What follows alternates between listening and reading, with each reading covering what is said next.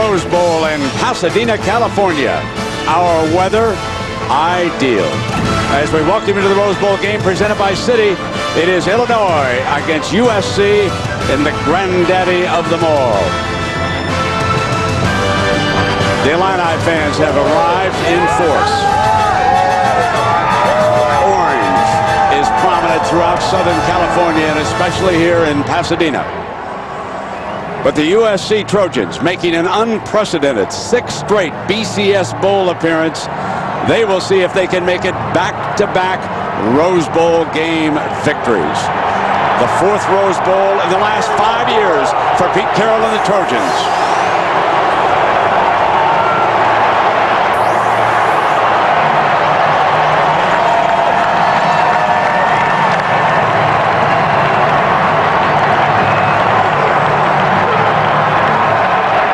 From out of nowhere, the Fighting Illini under coach Ron Zook have arrived here in Pasadena.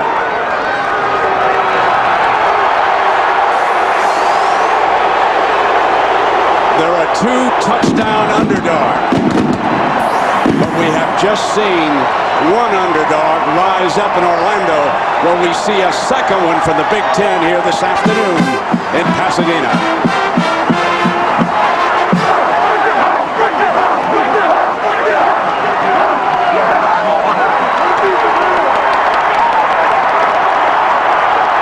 Another spectacular scene here.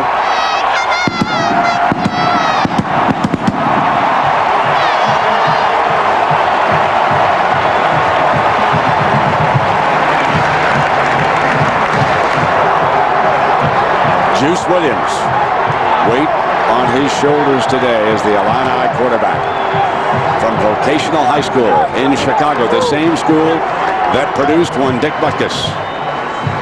And their great all-Big Ten linebacker, Lehman.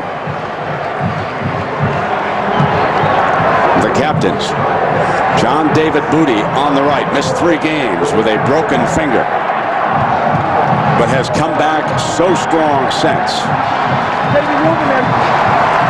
And the captains will go out to midfield. They will be met by Emeril Lagasse, our Grand Marshal, and he'll kick this coin toss up a notch.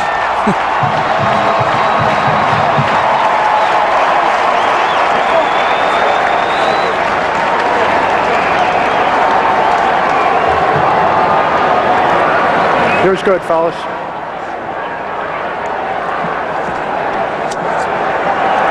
Let's shake hands, guys.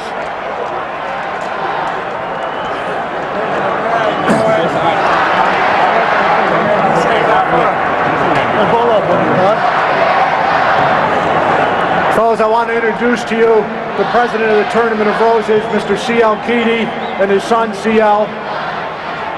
And Grand Marshal Emeril Lagasse and his son, E.J. Nice. Happy New Year. Have a great game. A great game, guys. President Keedy, do you have the coin? Fellas, this is a special coin. Illinois on one side, USC on the other. Mr. Lagasse is going to toss the coin and let it fall, and whatever team's logo comes up will have won the toss. Emeril?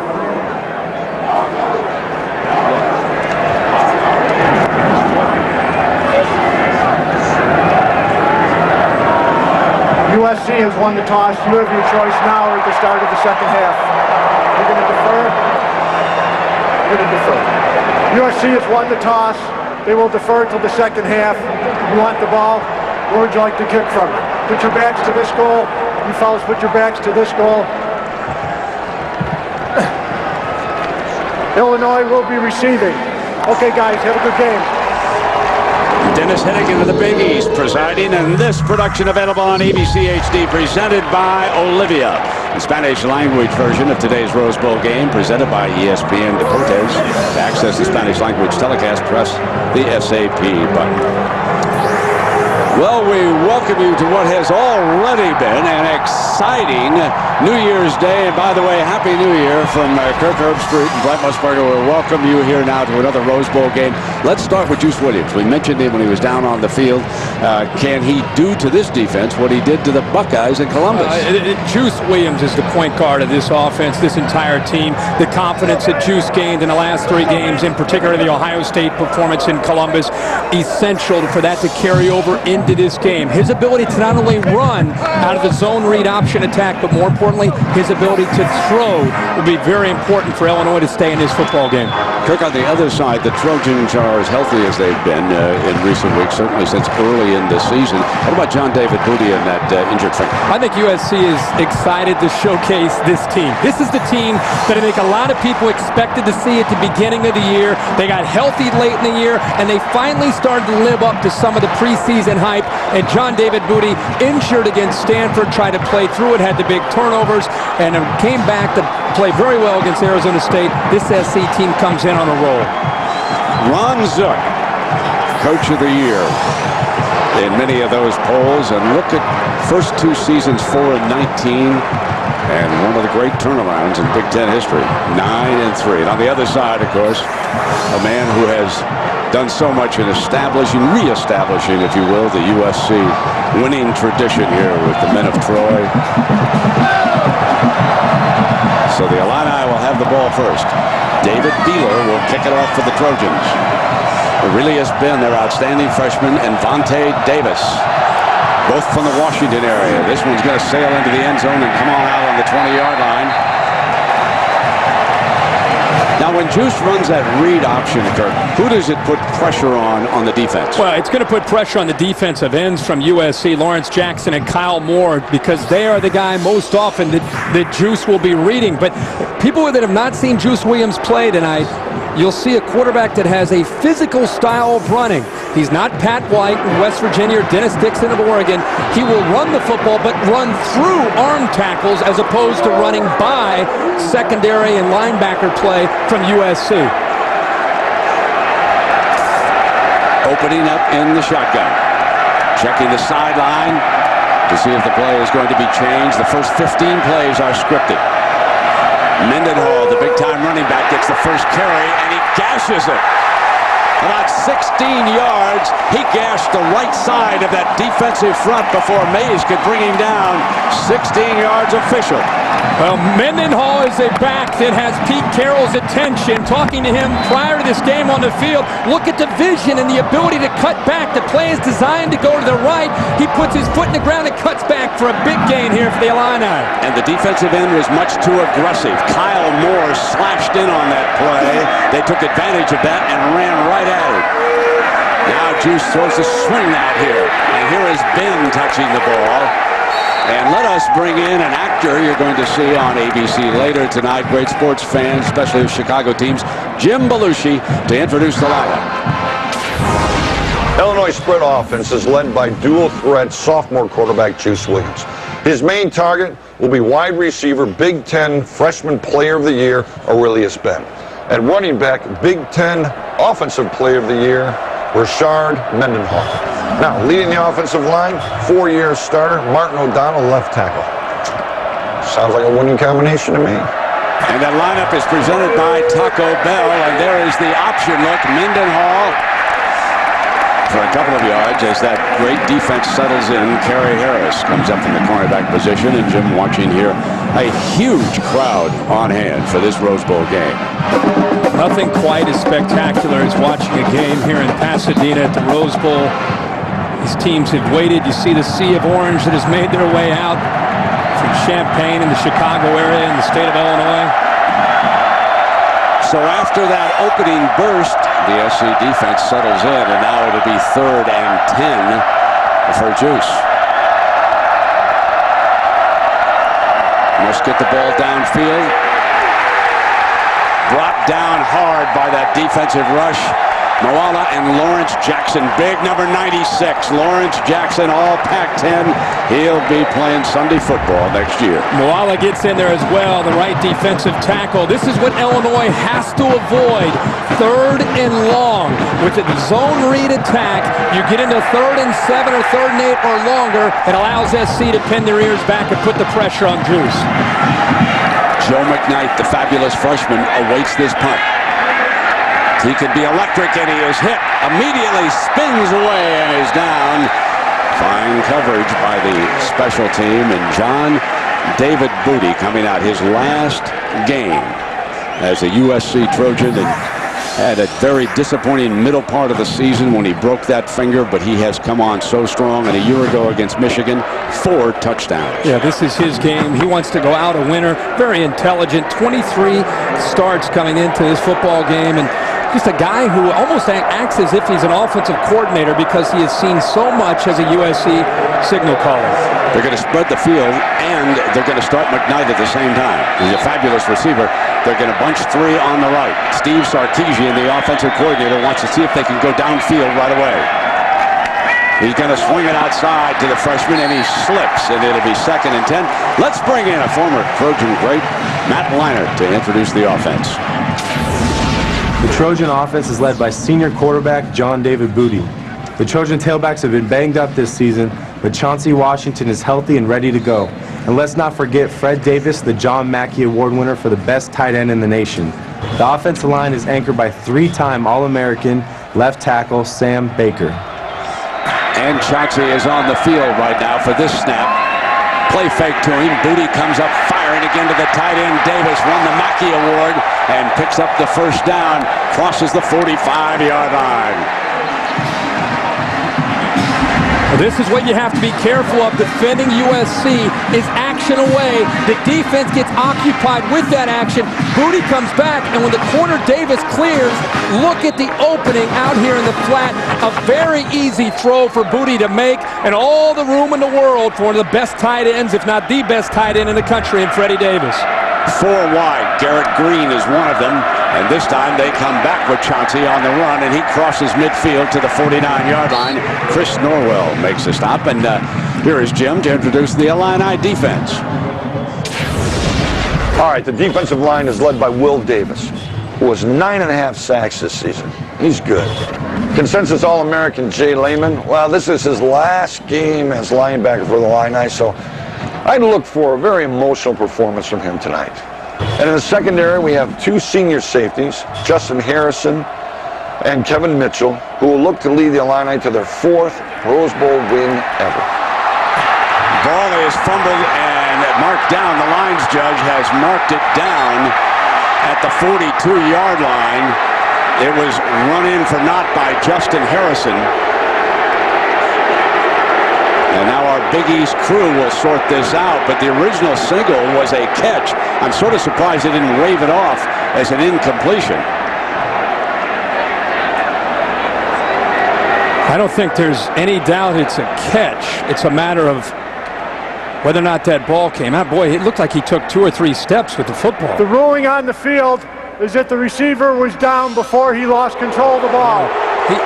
Brent, he took 2 or 3 steps. Savili makes the catch underneath. Takes a step or 2 here. Davis hits him. The ball comes out as he makes contact with the ground. Very close. This would be a great angle here. His knee's down. That's a good call. And as the result, they'll come out and measure to see whether or not the Trojans have a first down. Avili, their fine fullback, was the receiver on that play. And if the yellow line is accurate, got it, inches, an inch. And the Illinois faithful not happy with that call, but it did look like his knee was down. One of the things John David Booty is going to try to exploit in this game, more so than any game all year, is true freshman Joe McKnight. He'll give you the wow factor, this USC offense. SC in the past has had the ability to score in a hurry with the speed that they have had. That's not been the case so much this year. Number 4 tonight for USC will be as involved in this game as any game he has been in so far in his young career. John David backing up, going to Havili again, incomplete. He overthrew him in a foot race with a linebacker, Antonio Steele, with coverage, and we check in with the third member of our crew, Lisa Salters. Lisa, Happy New Year. Happy New Year to you too, Brent. You know, I was talking to offensive coordinator Steve Sarkisian before the game about Joe McKnight, and he said, you know, he really came on strong the last half of the season, but what really did it is that we had a month to prepare with him. He said, expect for us to give the Illini a heavy dose of Joe McKnight today, Reggie Bush style. All right, Lisa, thank you. Second down and 10. Play fake, and Booty keeps it in the air. Head time, high. That's could be a fumble. Caught, though, on the ricochet by McKnight. Right man, right spot, right time. Hazelton was the receiver, and he was drilled on the play. Pretty obvious how USC in this opening drive trying to attack Illinois, trying to make their linebackers play in space. What a hit there. And how about the awareness by the true freshman, Joe McKnight, to not only see that football, but snatch it, and he was trying to make a move to go down the sidelines. 14-yard gain. John David Booty continues to drive them 4 of 5 so far. There's his 5th completion as he strikes it, puts it in Hazelton's hands. Patrick Turner not playing because of an injury, so we will see a lot of Hazelton and Osbury here. Illinois spreading, or being spread out by the USC offensive formations. A little bit of a cat and mouse game obviously being played by the coordinators from both sides, trying to see how each team will respond. Steve Sarkisian, one of the best you'll see in the business at calling plays and attacking defenses. Toss play with McKnight. Behind Baker, the big tackle. Inside the 10-yard line. Well, this is the game that Joe McKnight has wanted this entire year, with so much time to prepare. It allowed USC to find different ways to get him more involved. He's played quite a bit this year, but as I said, not as much as you're going to see him at various positions, out lined up as a receiver. A lot, as Lisa said, like Reggie Bush used to be used, and you can see the quickness and the burst that young Joe McKnight possesses. Chauncey Washington into the game with the ball inside the 10. Havili will be his lead blocker. No, Booty's going to throw it to him. End zone, touchdown! Chauncey Washington scores the first touchdown of this Rose Bowl.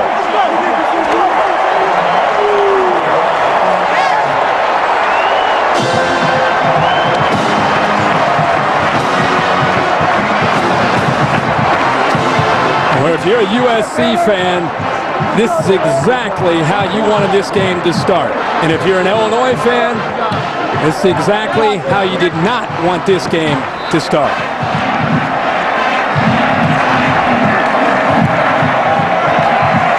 David Beeler tags on the extra point. Chauncey does it.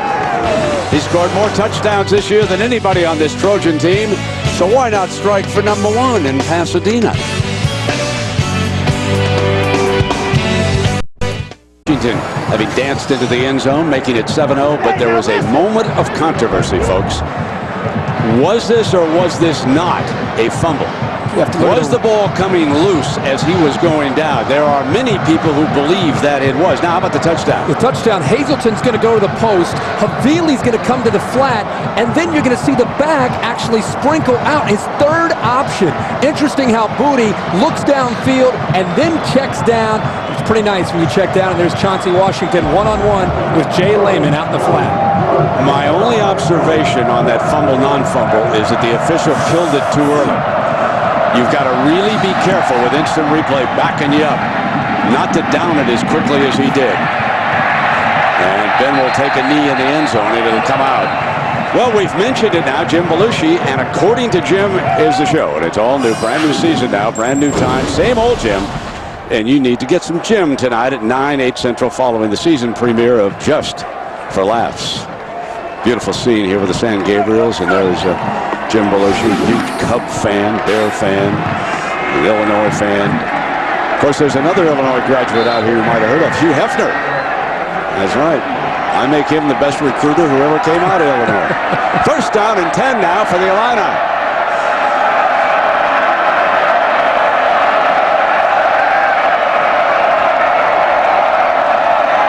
Mendenhall will motion out, option look. What will Juice do? Going to try to keep it. And he probed. Let's have Leinart introduce this great Trojan D. The defensive line features two of the best in the country, in defensive tackle Cedric Ellis and defensive end Lawrence Jackson. The Illini better be ready for USC's linebacking core, led by Ray Maluga and Brian Cushing. And the secondary is very experienced, led by strong safety Kevin Ellison and sophomore All-American Taylor Mays. Incomplete with Matt Leinart standing on the far sideline. Pass intended for Kyle Hudson. Oh, getting checked by security. Will Ferrell on the left. He said, where's your... And that's his friend. Now, folks, there's a story here. You are allowed only 5 sideline passes per team. And Will Ferrell was able to get 2 of them. Look at his face. I think... There you go, Marcus and Keyshawn. Now, Keyshawn came over in a bus. He may have slipped in another way. I don't know that he's one, but he's pretty resourceful, that fellow. Juice back. 3rd down and 3, and now the Illini are going to keep throwing it. It's just going to run for it. Can he get the first down? He does. And that's where he's so dangerous. And if you go back in time and talk to Trojan fans, one of the things that has bedeviled them over the last few years, mobile quarterbacks. Well, 3 of their last 5 losses, it's been against a mobile quarterback. This time, Juice Williams, remember, 3rd and short, gives Illinois a chance. He drops back, the pocket closes in, he's able to step up. He has enough wiggle room there to step up in the pocket and then use his speed to get to the corner and pick up that first down. And Lawrence Jackson is down. All-American defensive end is on the ground.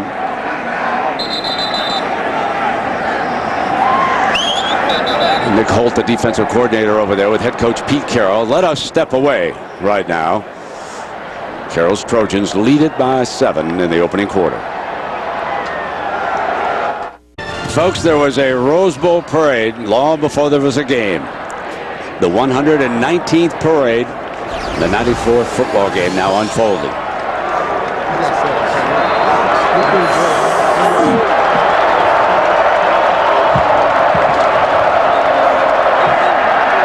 Juice back in the gun here. It is 1st and 10 after he picked it up. Jackson left okay. He should return to action. And about an 8-yard tough run by Mendenhall. Mendenhall being viewed as a possible Sunday player. Will he leave Illinois early? We'll find out in the next 6 weeks or so. I don't think there's any question he's one of the top backs in the country. Interesting, Illinois going to hurry up here in these first 2 series. And the reason for that is to try to get Juice Williams in the rhythm. Right now it is Mendenhall in rhythm as he spins for the first down with Rivers. That's a famous SC number there, number 55. Or as Junior Seau. Great linebackers have worn that through the years. And here's another terrific one wearing number 55. Keith Rivers, a senior out of Lake May, Florida. Ron Zook and these fellas tried hard to recruit him when Zook was the head coach of the Gators. But Pete Carroll was able to close the deal, and so very happy to have number 55. He's been hurt this year, Kirk, a little bit. Yep, been slowed down. The month off has helped him get ready for this game. Checking up at the sideline. Coach Watson upstairs. Calls it down. And probing the middle.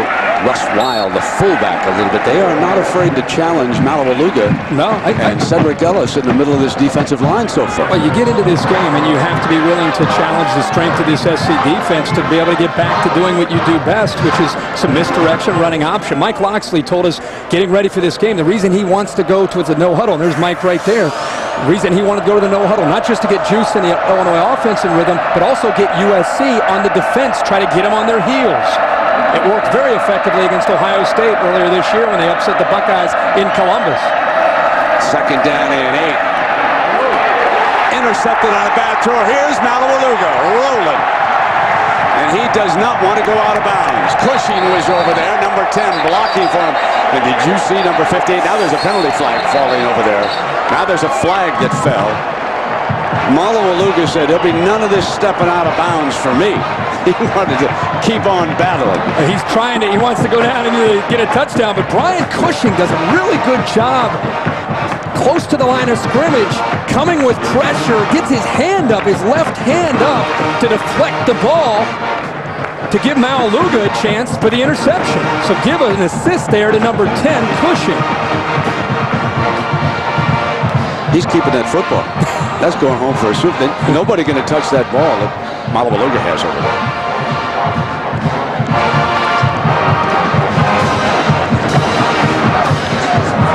After the play was over, personal foul, number 83 on Illinois, personal foul, number 2 on USC. Those penalties offset. Result of the play, first down. You'll see Cushing to your left of your screen coming on a blitz, gets his left hand up, the ball then goes up, and Malawaluga is right there for the interception. And Brent, you're right, he's going back to the high school days of trying to get that ball into the end zone. Cushing, what great effort. This is the guy that they've missed throughout this entire season with the injury that he's had most of this year. Pete Carroll reacting on the sideline.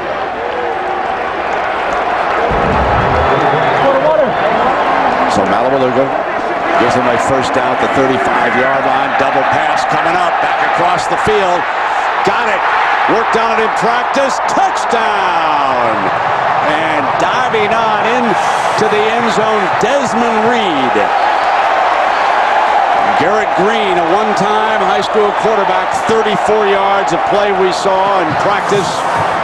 An open practice, I might add. If there were scouts around, they saw it, but it was a perfect time to call the play. Strike quickly after a turnover, and that's what the Trojans did.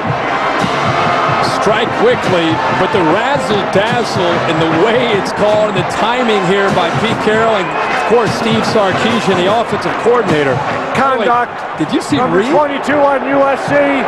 15-yard penalty will be enforced on the kickoff. Now, wait a minute. Now, let me ask you a question. A fellow by the name of Portis flips into the end zone, and he watches it on television, and he comes out here and emulates the guy in the NFL, but he gets the flag. Did Portis have that kind of elevation? He was up in the air now. That was pretty nice. Helping take the Redskins into the playoffs. He got up in the air. I know. Watch them Sunday photos every day. Yeah. I like the Redskins. Beal tacks on another extra point. Folks, it's early, but it is crisis time for Illinois. A young, inexperienced team on a big, big stage. The thing they didn't want to happen. They must respond, or it will be an unhappy start to 2008.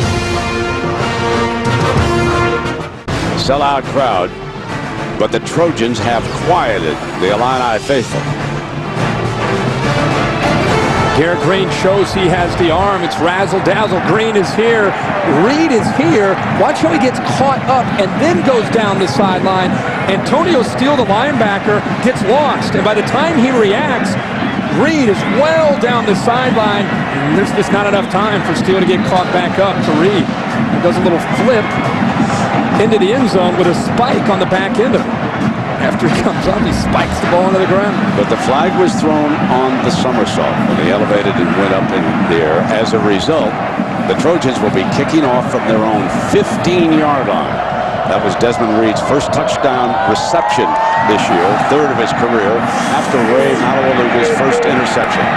The Trojans are feeling good now. Here comes the freshman Ben, looking for daylight, no seam, down at the 35-yard line. And aerial coverage brought to you by Goodyear. Get there on triple tread technology as you look down on one of the grandest scenes in American sport.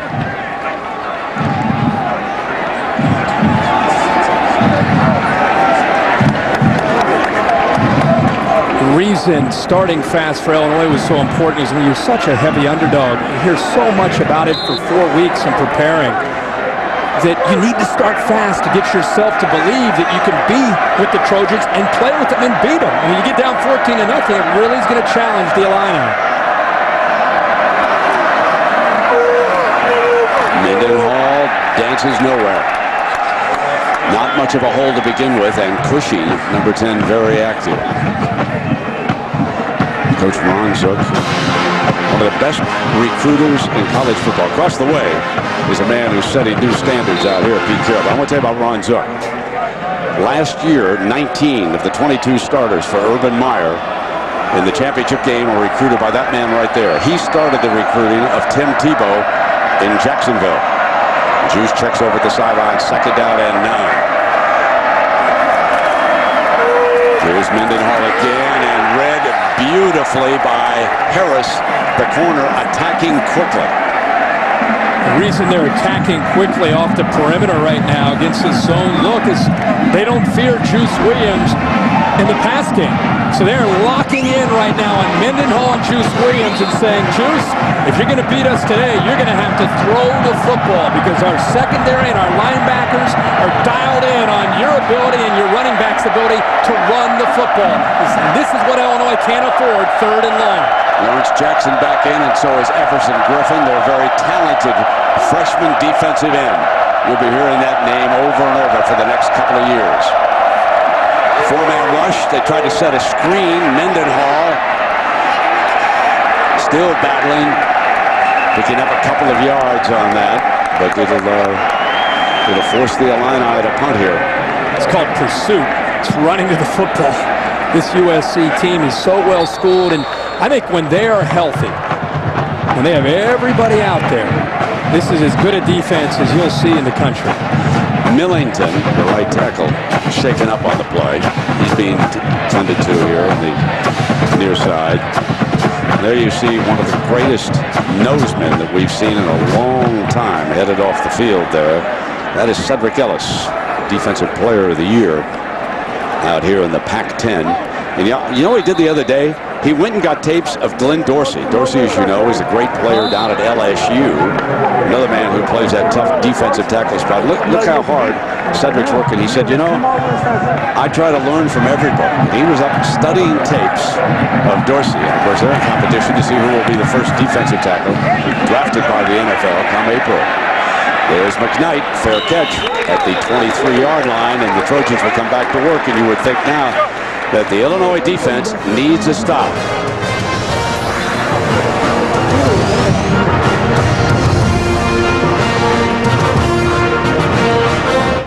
Defend last year's triumph, having beaten Michigan, and yet you just can't not say enough for the way Pete Carroll has kept this going with USC for the last decade. It's remarkable. You go back to 2002. It started with Carson Palmer. That team ended up getting the Orange Bowl against Iowa, and from that point on, when you think, well, it was Matt Leonard, it was Reggie Bush, no, it was Pete Carroll.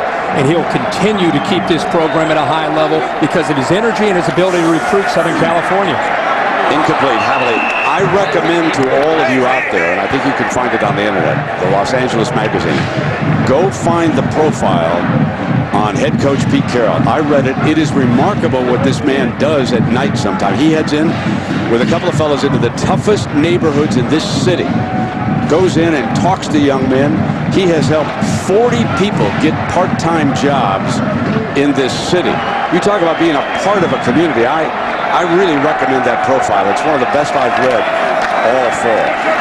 And off down to Chauncey Washington, who scored their touchdown. And we'll give them a 3rd and short, chance to pick it up. There's so many weapons on this team. Well, they come at you in different waves and different formations. And that's what I think makes this offense so difficult to deal with, is not just the skill, not the talent, but Steve Sarkisian and the way he attacks, the different ability to get in formations, the way they attack not only downfield, but they'll stretch you horizontally, and it's not your spread offense. This is more of the West Coast offense. On 3rd and 3, there's that bootleg booty, heavily for the first down. Healthy now, and I don't think John David Booty has ever played any better than he has this last month for the Trojans. And now that he is healthy, he's showing America what he was expecting for his entire senior year. This is the bootleg. First 2 plays of this drive, they're running the football. They get Illinois, the linebackers, and the defensive backs out of position. And look who they're throwing the ball out to out in the flat downfield now. Havili, the fullback. And you're going to see the fullback, Havili, and the tight end, Fred Davis, involved heavily today in the pass game. Hazelton's off to the left. Swing to McKnight. And that will lose 4 yards. Let's check in down below with Lisa.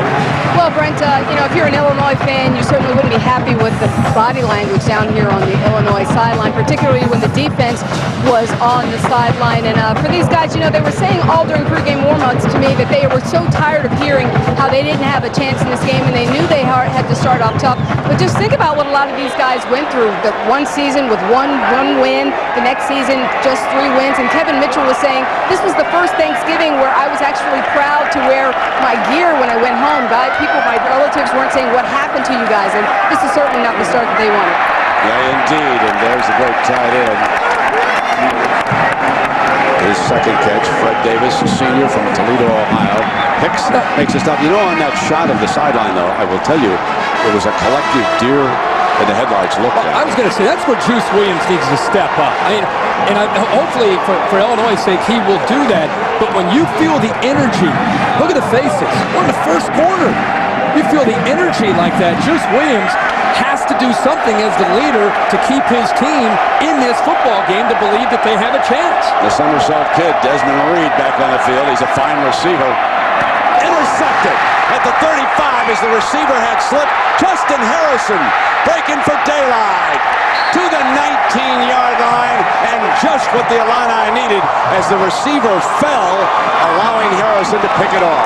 Now let's see the energy from that sideline. Now it's a sea of white, and they're jumping up and down, and you're right, Brent. You needed something to spark Illinois to get back into this game, and who better than Justin Harrison, a senior who's been around some tough years in Champaign. This time steps up, and I actually think he broke on that ball so well. Even if the receiver didn't go down, Harrison's in position to make the play. I agree with you. Good call on that one.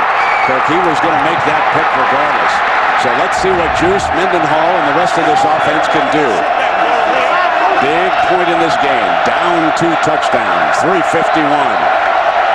Opening quarter here in Pasadena. And a change up from the sideline is signaled for.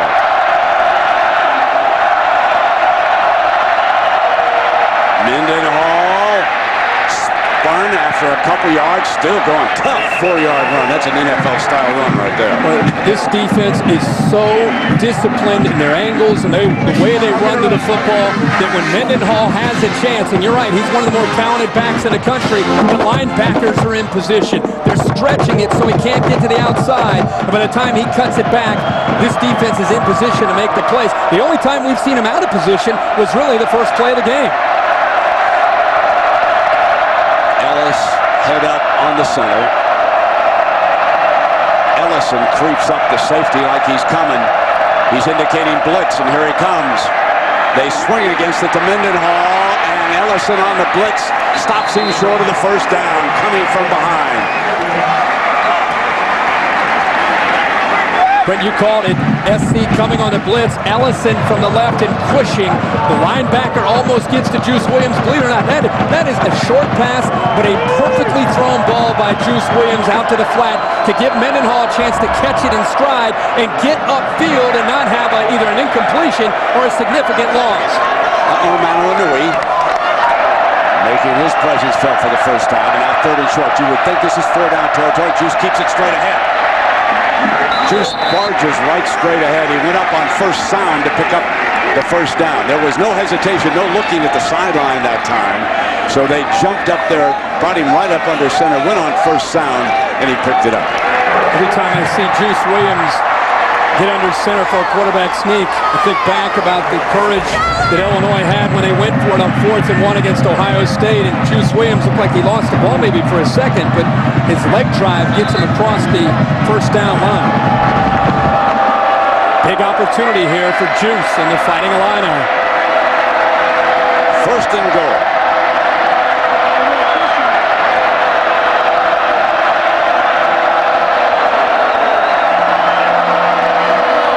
With Mendenhall on the outside. Can he get a seam? He cannot. The Trojans stay in the lane, and Thomas Williams, one of the best backup linebackers in the country, makes still another stop. Number 41, he can play outside, he can play the Mike, he can play the Will, he can do everything out there. Thomas Williams on the field prior to the game, heavily involved in some barking going on between the two teams. Right in the middle of it, a senior who wants to go out, he said, "This is my house.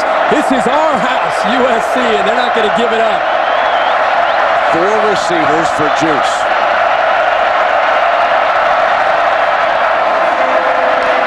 Deflected again. That is the second blocked pass by the Trojans here today as big Cedric Ellis rolls in that time, pushing the linebacker, got the first one, which set up an interception. I think Juice Williams' only chance to throw against this SC defense is going to be when they have a chance to catch SC off guard and go play action. They're so strong up front with Jackson and Ellis. They can get penetration with just 4. It allows them to defend the pass with 7 on the back end just because they're so talented up front. When they get into obvious passing downs, it's tough. 3rd and goal, and they're backed up to the 12-yard line. Cannot afford the big turnover here. Middleman coming incomplete. Ben, the intended receiver, and he was defended by Harris. So Rita will trot onto the field, and Illinois will settle for 3. But after that 45-yard interception return, they miss a golden opportunity to cut the Trojans' lead in half. And Nick Holt and Pete Carroll believe in pressure, whether it's 1st down, 2nd down, or 3rd down. And there's Williams again, 41. Gets right into the middle, right into the vision there of the quarterback, Juice Williams, and applies that pressure. 29-yard attempt here for Rita. Hard to the left, no good. Pulled it.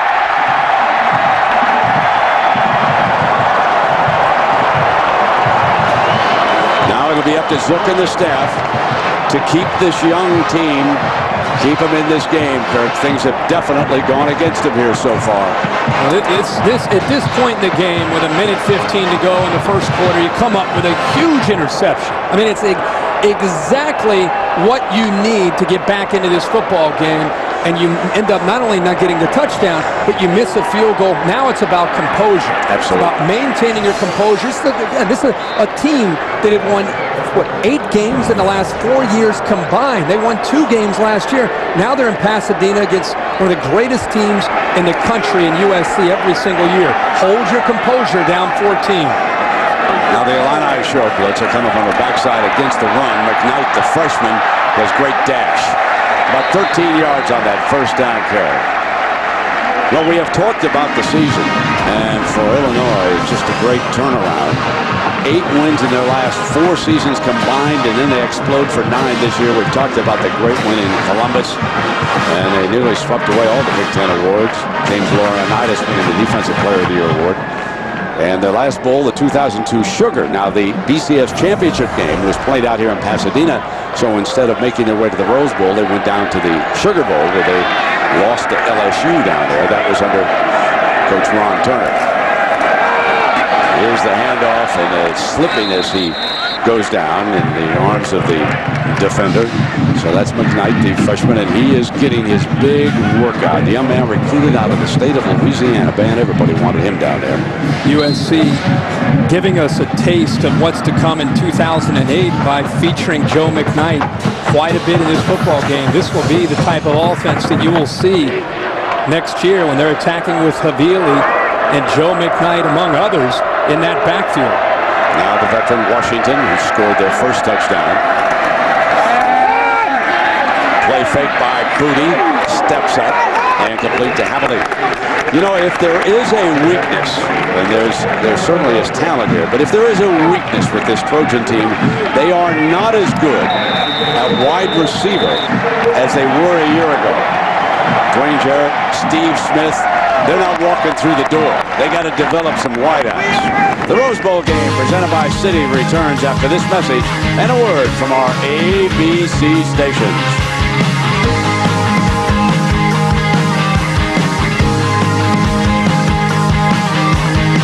Top of the hour here in Pasadena. 3 Pacific time with Kirk Herbstreit and Lisa Salters. I'm Brent Musburger. Pleasure to have you with us. A sold-out Rose Bowl on another beautiful afternoon. Here's your 3rd and 6. The freshman running back, Joe McKnight, back on the field. Off to the right. Booty looks in that direction. Incomplete. Wanted to put the ball in number 4's hands. So 4th down is coming up. John David Booty talking to the head official about a little pass interference. He thought McKnight got held up there, but just good defense from Illinois. It's the 2nd time in a row the Illini take the field on defense and come up with an interception and now force the punt. Got to pick it up and get it off. And a great save under the circumstances. Wojtek picking it up and making the most of a near disaster there. The snap is high by Collins, and Wojtek does it, the ball. Let's see how high it is. I mean, it would have taken a pretty good effort. He could have caught the football, but you're right. He keeps his cool here, is able to come up with it and at least get the ball out and back into Illinois territory instead of maybe Illinois picking it up and again having another break off a turnover. 20 yards is all they gained, but they did get it across midfield. And the Illini have not been able to move the ball, so they'll take over on their own 41-yard line. Let's see if they can here. There is the option, Ben, the freshman, and he makes about 9 yards before he's brought down by Keith Rivers.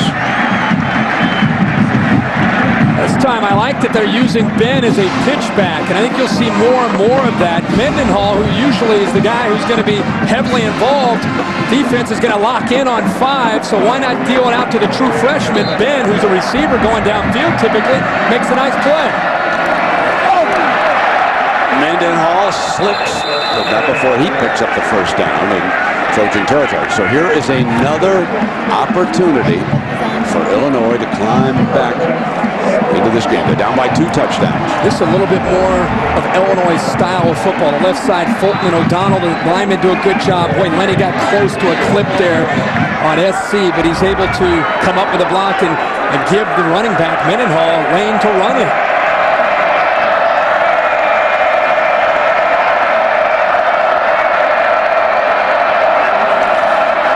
SC coming on a linebacker blitz.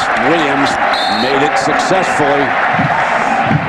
Blitz the run and makes the stop. He's having a big afternoon, and he's just a reserve. Well, right now, Juice Williams, because Illinois has not shown any threat at all of throwing the ball downfield, Pete Carroll has his linebackers completely dialed in to the running backs and the quarterback and the threat of them running the football. Illinois is going to have to make a play in the pass game to get this offense going and get them in the sync. They blitz Mendenhall again. So they are coming off the corner. Terrell Thomas, number 28, on the blitz that time, and they pull Mendenhall down from the backside. They're getting a read on this offense. Absolutely. Right now. Yeah, it's talk about offenses trying to get into rhythm. SC's defense has been in rhythm because, again, when you're one-dimensional, and we knew coming into this game that Illinois has been pretty one-dimensional, but they've had the ability to run the football and create and manufacture opportunities against 8- and 9-man fronts. But USC is not your typical defense, and they're locked in right now, again, on that running game. The rollout pass may be something they're going to have to try. They'll drop off a screen to Mendenhall. Well short of the 1st down. Back by midfield. Sharice Wright. Illinois, last 2 times they've had the football, they've had a chance to move it into SC territory and not been able to come away with anything. I wouldn't be surprised if Eddie McGee, the backup quarterback, didn't get a series just to see if he can loosen this defense up a little bit.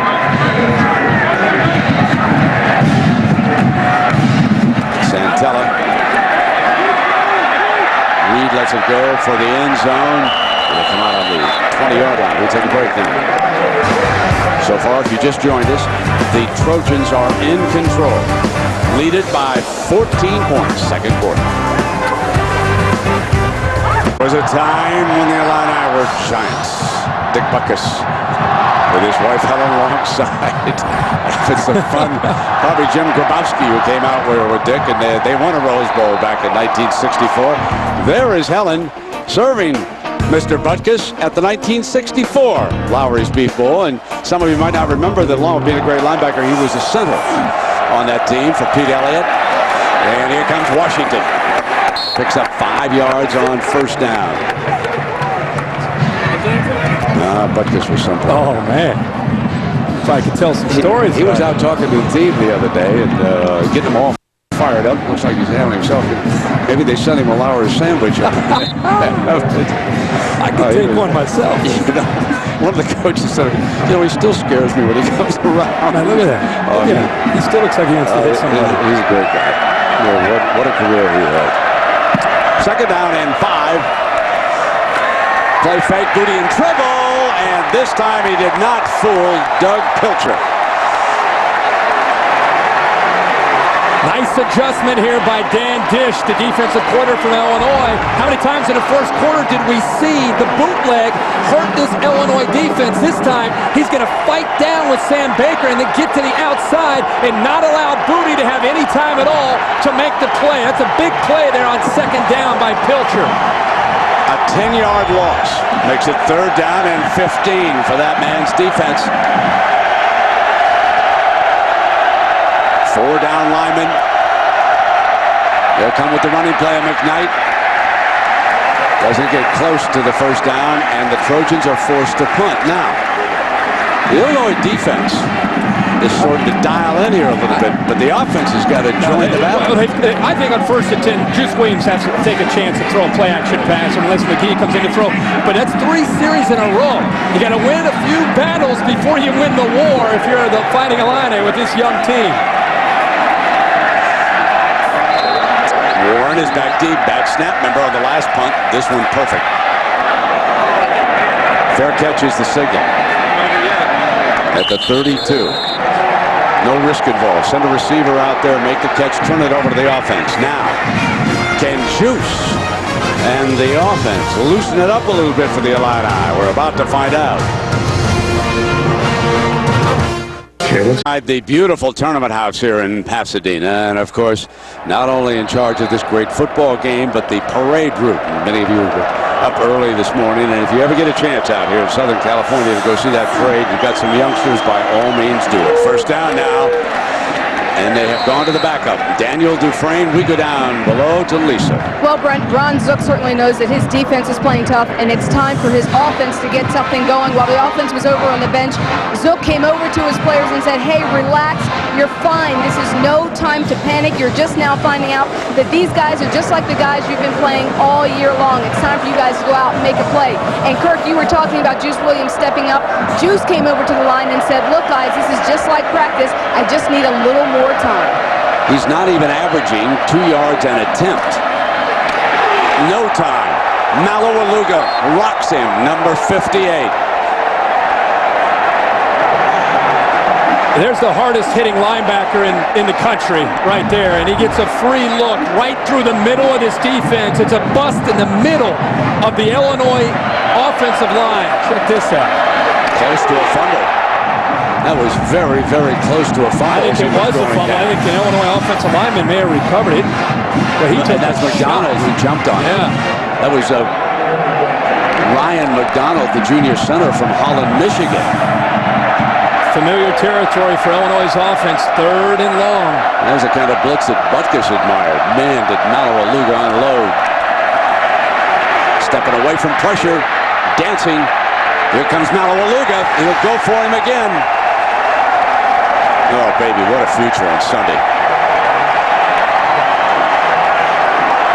Malawaluga came with the pressure on 2nd down, and this time on 3rd down and long, they realized one of the biggest threats might be Juice Williams just trying to scramble, so 58 spies it right in the middle, just waiting for him to have a chance to close in and lower the boom. He watched him the entire time, step for step, right there with Juice. Great replay. You see that closing speed, Kirk? Please. McKnight. Here's the freshman. He's explosive, folks. Look out. And the punter over there, Anthony Santella, saves 6 by getting him out of bounds. Yeah, Ray.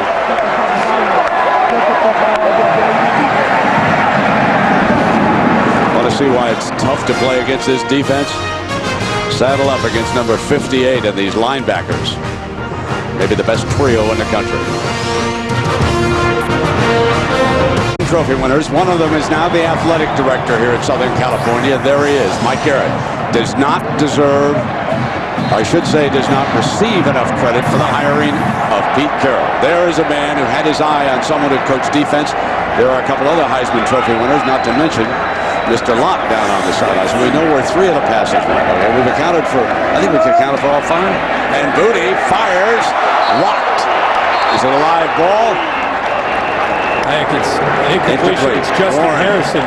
Yep. Justin Harrison, who came up with the interception, has been roaming center field very well here in this first half. Remember, Fred Davis a little out and up.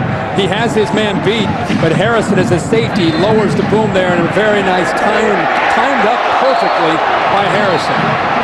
Harrison having a big day. 45-yard interception. Gave the Illini a chance, but the offense can't do anything against this Trojan D. Second down and 10. Booty in trouble. He's going down. Sacked that time by Britt Miller, the linebacker, number 44. Illinois bringing some of their own pressure. This is a very poor attempt by Chauncey Washington to try to pick up the blitz. Watch Miller goes right around it. Chauncey Washington just dove and missed. Made it pretty easy for Miller, who's got great speed for his size. Look at the whip. Miller says, I will take that sack every single time. And that's the thing. If you can get to Booty and disrupt his timing, he doesn't have the mobility to get away from that pressure. Third down now for the SC offense. Needing 20 after the 10-yard loss. Here's McKnight. Dances left. Looks for that sideline. Ooh, is he pretty? Vontae Davis, a very talented corner coming up on him, but you can just see the explosiveness number 4 I just possesses. This guy, everybody in the world recruited this guy last year. And there's a great book about that, Meat Market, by Bruce Feldman. Yep. Again, it's Meat Market. If you want to learn everything about the recruiting of Joe McKnight and who was involved, pick up that book. And you can see why he was recruited by everybody. Every time he gets his hands on the football, you just hold your breath and you wonder if he's going to hit a seam and take it to the house. A little bit of heat on the long snapper here for the Trojans. Will Collins, remember, he sailed, number 50 sailed one high early. 4 times in a row, Illinois' defense keeping them in this football game and giving them reason to believe that they can come back. Delay game, number 44 on the offense. That penalty is declined. It remains 4th down. Trying to keep it short of the end zone. Seal them up inside the 20 if they can. Give himself a little more room. Great. Wojtek, the punter.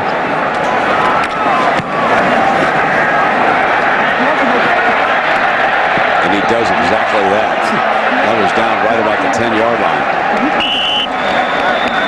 Fine job. Successfully taking the 5-yard penalty to give him a little more punting room. But can Illinois move the football? We'll find out. Illinois could use the galloping ghost, if you will, someone to... Yeah, number 1. You were looking at me. You think I was going to reference you. Give me some tips here. Was he a great player? You know, I later met him when he was an analyst on NFL games. Okay. Oh, yeah, he was great. Did a lot of Chicago Bear games. Wonderful, wonderful man. And great, great football player. First down and 10 now. Here comes Juice. Throw the football eventually, Illinois. Option.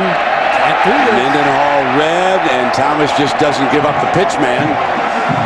Well, we've talked about the Galloping Ghost. Did you know his second nickname goes back to his hometown? The Wheaton Iceman. Harold Redbrain, one of the legends to come out of Champaign. George Hallis. Go back through the years with him. He did a little bit of everything. You have 3 nicknames. You're pretty special. Yeah, he is. And he really helped put the show on the road for the National Football League with the barnstorming and everything. Second down now and 14. The Juice going to throw the swing out there to Ben, and Ben's going to be ridden down hard by Clay Matthews. You know, we talk about the trio that starts the games at linebacker. How about the backups? How about Clay Matthews, Thomas Williams, and Mayava? Well, one of the benefits of having the injuries that they've sustained this year is it's created even more depth because guys have been forced into action to play real minutes. But right now, they're locked in on this running game. And the other thing they're doing, see this in this quarter alone, both offenses have struggled. They're getting off blocks off the perimeter. The Illinois wide receivers cannot block the USC defensive backs.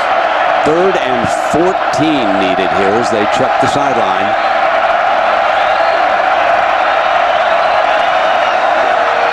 Not going to pick up 14 with that run against this defense. No way, no how.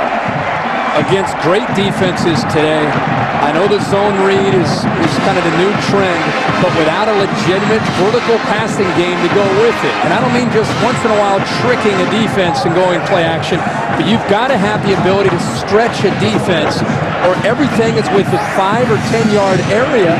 The defense is as talented and as fast as USC and as well coached. They're breeding tendencies and running to the football. Santella back way up in his end zone.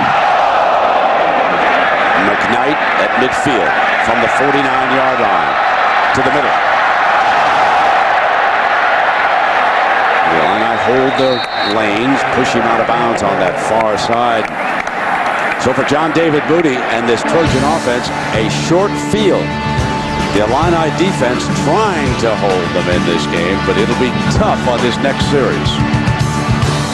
Craig James and Doug Flutie. We are here at the Rose Bowl. Halftime is coming up. The Pontiac G8 halftime report. All the rest of the New Year's Day bowl games. Plus, we're going to have a look back at this first half. Well, you know, Illinois' defense, in my opinion, playing pretty good. And that Illinois offense, that spread offense, is more like a set offense. They got some plays they need to run. We got some trickery. They haven't thrown the ball. They haven't thrown the ball across the line of scrimmage, and they already had 2 big breaks and didn't take advantage of them. All right, we'll see you at halftime right now. Let's go back up to Brent and Kirk. John, I missed the memo. Nathan Detroit is now your tailor for you 3 guys, huh? And here is Stephon Johnson. He gets the them deep stripes. Those are looking good down there. The first 2 drives, this game started so fast for USC. 2 quick touchdowns, and you thought this is going to be a huge day, and it still may be a huge day, but give credit, as Craig mentioned, to the Illinois defense. These last 4 drives, they came up with a turnover. They forced 3 straight punts, but now, again, they're getting closer and closer, backed up to their own end zone. Flips it out wide for a 1st and 10. Osbury. Physically, he looks as good as any receiver in the country, but they've been unable to develop him. And David Osbury is a freshman. You've been talking about this guy for 3 days. I knew when 9 got his hands on the ball, you were going to be pumped. He does look the part, doesn't he? Oh, yeah. He looks the Jared part. He sure does. 6'4", 225-pound freshman. But that, to me, this year, they've had more physical presence on the outside at receiver, but not the big playability. Now they come back with Johnson. And it is time for our favorite duck, because it is time for the Aflac trivia question. Happy New Year, Duck. All right, Illinois last played in the Rose Bowl in 1984 against UCLA. Who was the MVP of that game?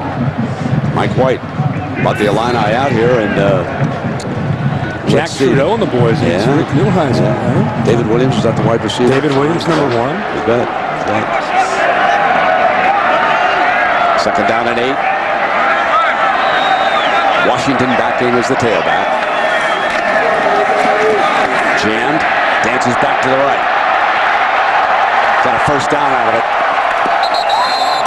Inside the 10 to the 8-yard line. Kevin Mitchell. And they're forcing him out of bounds down there, but the Trojans here with a 1st and goal. This is a defense that likes to slant and angle quite a bit. They slanted the right way. They had this play closed, but they didn't close the gate here on the backside, and allowed the nice room here for the running back, Chauncey Washington, who used his eyes to be able to see this play was going nowhere and had the presence of mind to cut that back, and there was nobody left on the backside, and another big gain for SC. Washington scored the Trojans' 1st touchdown.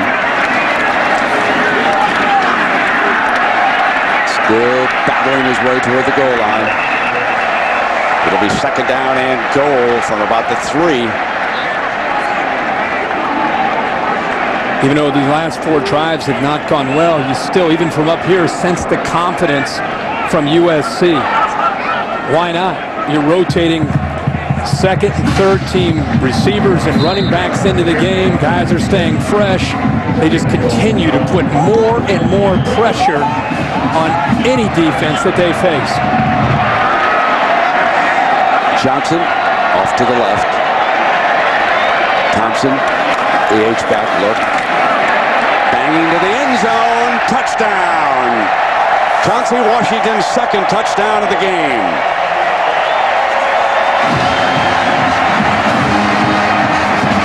The inability of the Illinois offense to pick up first downs gives the Trojans excellent field position after that punt. Great blocking up front. Havili cuts back to the backside and picks up Steele. That was the key block that opened it up for Chauncey Washington. That time it was good old-fashioned Big Ten style. 3 yards in a cloud of dust moving the ball down the field right there on the Illini. David Beeler adds the extra point. The men of Troy lead by 21. Trivia question. Illinois last played here in 1984 against UCLA. Who was the MVP of that game? He's been very much in the news, especially here in Southern California. Rick Neuheisel, the new UCLA coach. 4 touchdown passes, 2 of them in that game to Carl Durrell, the man that he replaced as head coach. Here is one of those. And he hit Carl again, so an amazing piece of trivia. There is Rick Neuheisel's name. Coach Donahue beating Coach White, and look who is here, making his presence felt already. And he knows what he's got to do. He's got to stir things up in Southern California against Pete Carroll. I talked to him earlier this afternoon, and he said, I'm going to go to the game, sit up in the stands and enjoy it, and watch this game and realize this is the goal. This is the goal to get to the Rose Bowl. They're starting to dance already, and not even to halftime. No, already breaking out the dance. Come on, fellas. Fielded in the end zone, take a knee. So look, Coach Neuheisel. Nice to have him back. Hey, Brent, I'm here with Coach. Coach, welcome back to Los Angeles. I read in the paper today that you just have a calm about this job. What do you mean by that?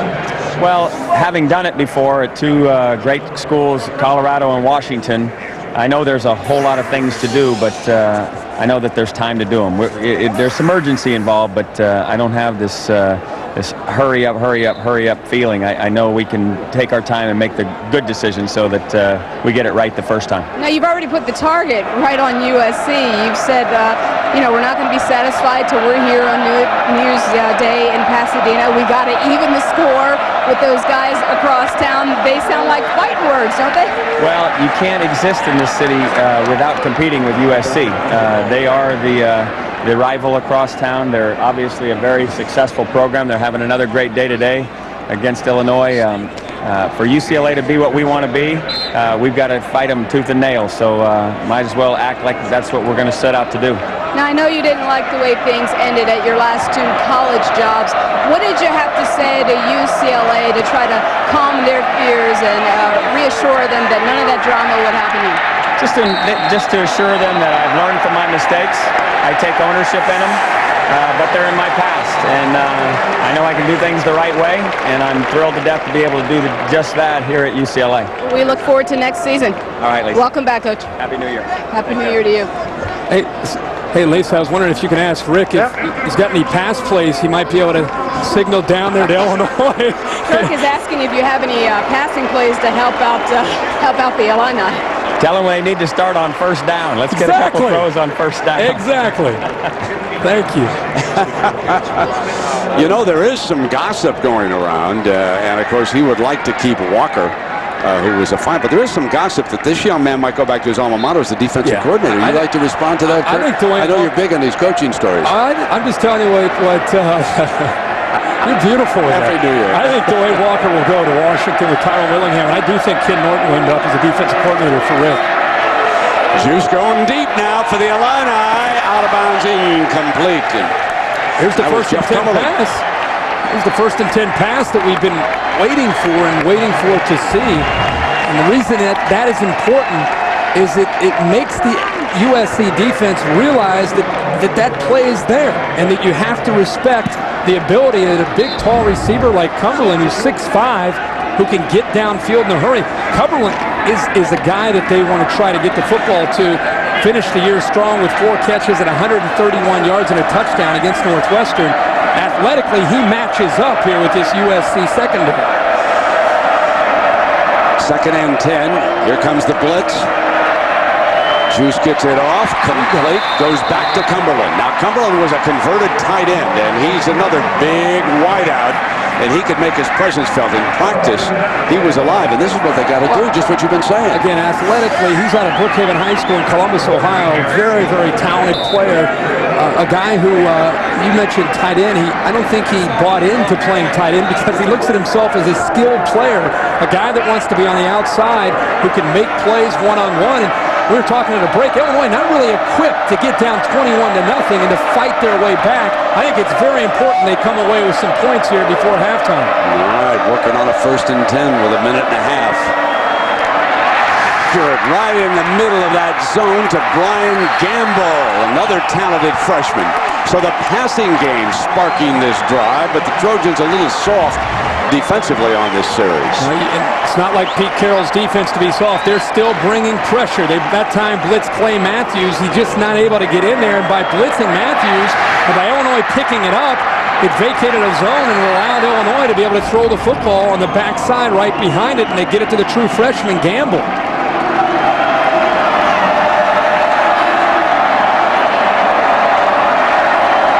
From the 23-yard line, Juice checks that sideline.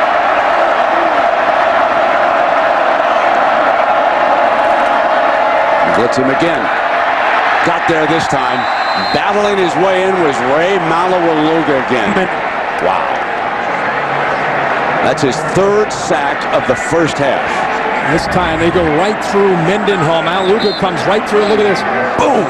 Goes right through the running back Mendenhall and gets to Juice Williams. Juice going deep, and it's interference. He caught it anyway, I think. Cumberland battling inside the 5-yard line. They wave it off? Waved it off. Ball, I think, was being bobbled. There are 2 flags down there.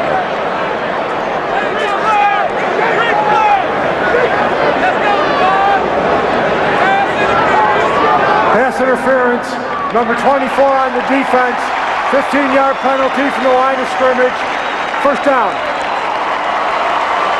Let's take a replay look at this one now. See if that ball is being bobbled, if he ever has control while his feet were trying to get down. It's a great effort by Cumberland. He's fighting back and forth. He has the football, and then because it came down as his left foot's down, and the ball, I don't think he secured the ball, but nonetheless, they get the pass interference call. In the red zone with an automatic first down. Bringing the freshman around, faking, going end zone too deep. 2nd down and 10. Well, we've been calling for the passing game as we've continued to talk in this first half, throughout the first half, and obviously when you're down 21 and you get inside the 2-minute drill, you start to throw, but it's the first time today that we've seen this USC defense a bit perplexed. Hands on their hips, looking around.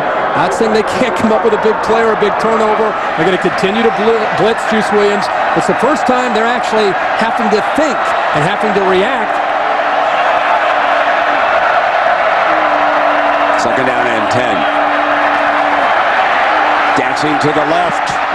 Steps out of bounds, stops the clock, 50 seconds left here in the first half. A field goal, in my opinion, is not going to help you. Sure, you get on the board, maybe helps morale going in at halftime. You need a touchdown. If you're here to get into this game and win it, and try to convince yourself that you can still win this game. It's a team that was down 23-6 to Missouri in their opening game of the year in the second half and came back to win. If you want to try to get yourself to buy in and believe you can win it, then I think it's essential you come up with a touchdown. Yeah, that opener in St. Louis, Missouri, winning that night. 3rd down and 5.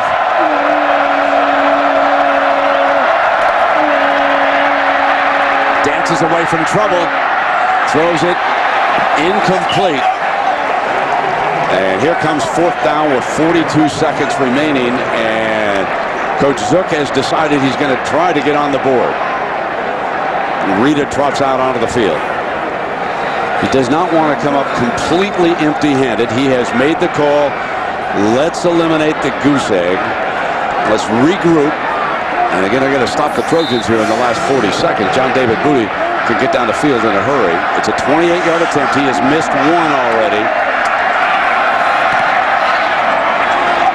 And now the Illini are on the scoreboard. So they're not shut out here in the first half. Plus Sunday at 9, 8 Central on ABC. Desperate Housewives kicks off the new year with an all-new episode in the aftermath of a disaster. All the lives on Wisteria Lane are forever changed. Followed by the new series preview of Kashmir Mafia. Kashmir Mafia. Opens up all sorts of possibilities when you think about that one. However, back to college football. Big win. Let's talk about Lloyd Carr. Congratulations to the outgoing coach of Michigan. Went out a winner. Big, tough victory against Florida today. You knew Michigan was backed into a corner. Nobody gave them much of a chance at all to compete with the Gators in this game in Orlando, and they came out swinging. They really played determined on offense. Defense came up with the plays that they had too late, and to be able to send out Lloyd Carr a winner, to see the celebration you and I were watching from upstairs, you can only imagine what's been going through the mind of these players during this transitional period. But Tim Tebow, at the end of the game, couldn't come up with the plays, and it's Henny and the Wolverines who get it done. Heisman hangover. Statsman George Hill for the third consecutive year. Tim Tebow, Troy Smith, and Reggie Bush have gone down in flames. I think we could probably continue to go back, and you could find a lot of Heisman Trophy winners that, for whatever reason, has struggled, whether it's the pressure or what have you. But today, I think it was just a determined Michigan football team. So much for the Big Ten can't run with the SEC. I think it shows you about determination and attitude and how that affects you when you show up to a bowl game. Florida got some of their own medicine today. Ronald Johnson, there is a flag down on this kickoff. And still darting out to the 38, but there's a flag down. We got a couple of them. We got yellow all over the place. 21-3. The Illinois defense has played well here today. When you think about it overall. Well, especially the way the game started. I mean, remember the trick play? You're down 14-0 against one of the best teams, if not the best team in the country. And 4 or 5 series in a row, they definitely have stepped up. But the field continued to tilt off of special teams and the punt, and it just continued to get further and further back, and you wonder how much Illinois has gotten worn out on the defensive side of the ball. Remember when you showed that blitz by Malibu when he blew Mendenhall up? Yeah. Coaching staff of Illinois tells me that's why he should go back to Champaign next year and not to the NFL. Yep. Offsides on the kicking team. Illegal block in the back on the receiving team. The penalty's offset. The ball will be re-kicked. So what do we got to do over? Yeah, Maualuga is known, Brent, for that vicious hit last year on Patrick Cowan against UCLA. It's kind of how he got on the map nationally, but anybody who follows the entire country of college football knows how good he is because he's so versatile, so powerful, and so fast. And I think instinctively he continues to get better, and there's a big question for him. Junior year, 3 sacks today. There's no question for him. Well, not so much if he's coming out or not. I think we know that. But how high does he go? Well, it's interesting. Where do you put an inside linebacker in the list? I mean, how do you rate it against quarterbacks, running backs? It'll be interesting to see where these fellows go. Remember when Junior Seau played at USC? Great player. The combination of all those skills, the power, the quickness, the instincts. He could rush the quarterback. He could defend the run. He just did everything. I mean, he was one of the best linebackers ever to play in college football. Was he on that list? Future Hall of Famer. He should be on that. Absolutely. That list. Coming up at the 29-yard line, and Eli Stone, Thursday, January 31st at 10/9 Central, new series premiere. Johnny Lee Miller is Eli Stone, so it's right after the season premiere of Lost. A lot of good stuff coming up. It shows you'll be working some hoops. Don't forget, Ohio State at Illinois, Thursday night on ESPN. Yeah, before you head to New Orleans, right? Get ready for a little ESPN radio. That'll be great to see you down there. LSU and Ohio State. Champions of the SEC and the Big Ten. Chauncey Washington. Back in now. Second and 10, and now I'm sure the Trojans are just run this out now and take it on in to the locker room, leading 21-3. A very strong first-half performance. Zook and the Illini need to regroup, especially offensively. And let's go with Lisa, who's with Coach Zook. Thanks, Brent. Coach, you opted to go for 3 on that last drive, but the offense has been struggling. What's been giving your guys the most problem? Well, I think, number one, we're killing ourselves on both sides of the football. We're not playing the way we're capable. I think we got to settle down and play. I mean, we're not getting the blocks. We're having trouble on the outside in the perimeter game. We got to make sure we block on the perimeter. We're just not settling down and playing the way we're capable of playing. If the offense continues to struggle in the second half, might we see Eddie McGee? Well, there's a chance of that, but I don't think we're going to. I think each series we've gotten a little bit better. Now we just got to settle down and play. Thanks a lot, Coach. All right, Lisa. Thank you. Stay tuned for the Pontiac G8 halftime report. John Saunders, Craig James, and Doug Flutie after this message and a word from our ABC stations. We welcome you back to the Rose Bowl game presented by Citi with USC of the Pac-10 leading Illinois of the Big Ten 21-3. And we get ready, Kirk Street with Juice Williams warming up down there on the sideline. He has got work to do here. 79 total yards for the offense. We're watching him warm up throwing the football, and maybe we'll see more of that in the second half. He threw for 55 yards in the first half. 39 of those came on that final 2-minute drive when they moved the ball down the field. So it's been a one-dimensional attack for Juice Williams and this Illinois offense. Our Home Depot coaching adjustments are they've got to get the ball vertical. They've got to get it downfield because SC has locked into Juice Williams and Mendenhall in the first half and really forced Illinois to play in a position where they're in a discomfortable position offensively. And the way to get back in this game, if you're Illinois, you're kicking off to John David Booty and USC. They've got to make another big play on defense to get the ball back to Juice Williams to see if they're ready to make the adjustments. Jason Rita kicks off to start the second half. Desmond Reed, who scored one of their 3 touchdowns for the Trojans, is short of the 20-yard line. And we check in down below with Lisa Salters. Lisa. Well, Brent, I just spoke to Pete Carroll, and he told me that he likes the way his team is flying around on defense. And he said offensively we're playing solidly as well, but we have to execute in this second half. We've got to keep the pressure on Illinois. I was able to talk to Patrick Turner on the way out of the locker room. You know that Patrick isn't playing in this game, but I asked him what Carroll told the guys in the locker room, and he said he just told the guys, don't let up. Don't wait around to see what happens in this game. Keep pounding these guys. Brent? So on the first play, you could see Turner, who's not even in uniform here today. Did not play much down the stretch. Had been their leading receiver for a time. And Davis with a big first down to start the second half, and they get him going against Jay Lehman that time. Well, that is exactly the way USC wants to attack this Illinois offense, is spread them out and allow the tight end, the best in the country, and Fred Davis to get one-on-one in space against Jay Lehman.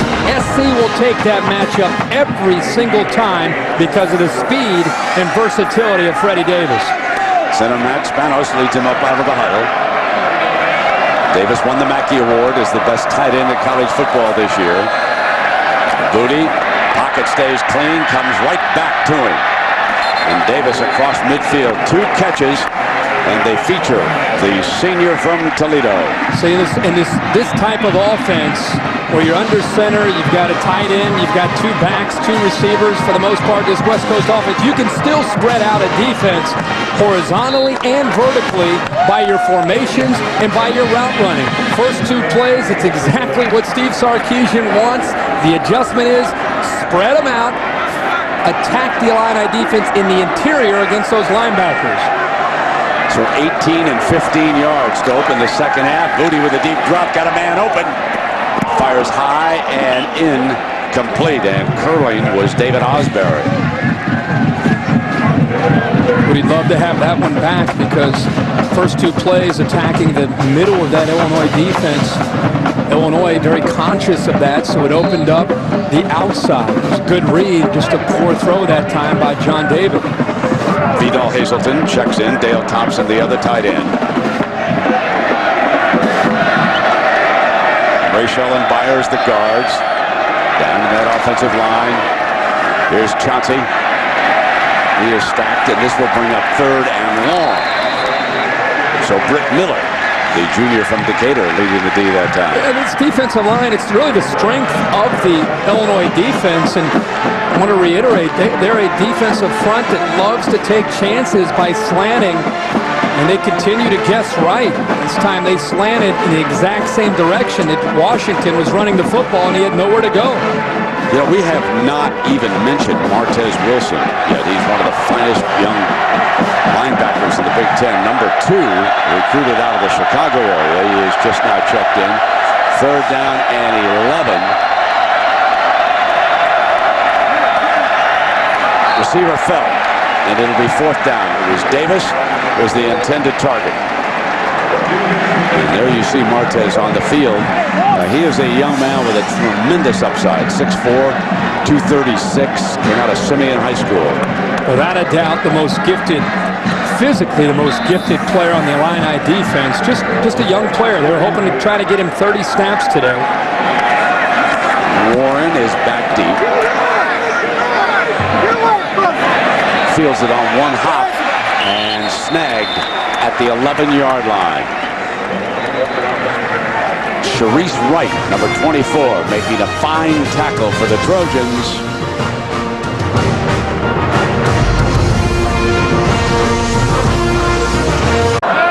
Enjoying the action here. Happy New Year, everybody. We start 2008. Hard to believe it came around that quickly, huh? Here we go now. We'll see what the Illini can do down 21-3. Can they generate some kind of an offense? Rushed for only 24, passed for only 55 in that first half. Open up with 9 yards, and I will tell you that Jeff Cumberland, the 6'5" receiver from Columbus, and here we go, throwing on 1st down. Throw that football on 1st and 10, and throw it to 17 and White. The guy can get out there and make plays. These first half drives, not pretty. Not only the punts, missed field goal opportunity after the big interception, and then late after the 11-play drive, most of it through the air, 39 of it through the air. Field goal attempt where they weren't able to come up with a touchdown, but I like it. First play of the second half. I know they're down. At least they're throwing the football.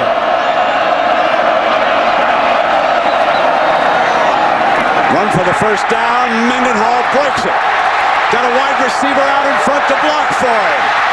Going for the end zone. Touchdown Illini.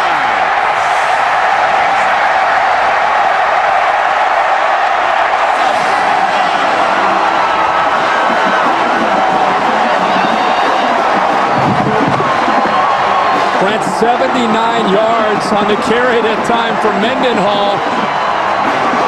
The pass on the first play, and then a great read this time by Juice Williams has Rivers out of position.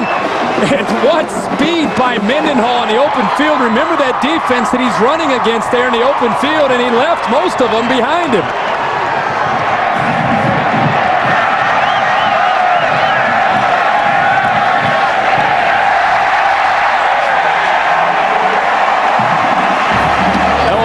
Mendenhall putting USC right back into this game. It's exactly what they needed to do to get themselves to believe they got a chance to come back and win this game, down 11. Beef Bowl, one of the great traditions, and Rashard Mendenhall enjoyed dining at Lowry's. And you know, folks, with that 79-yard burst, he equaled the entire offensive output of the first half.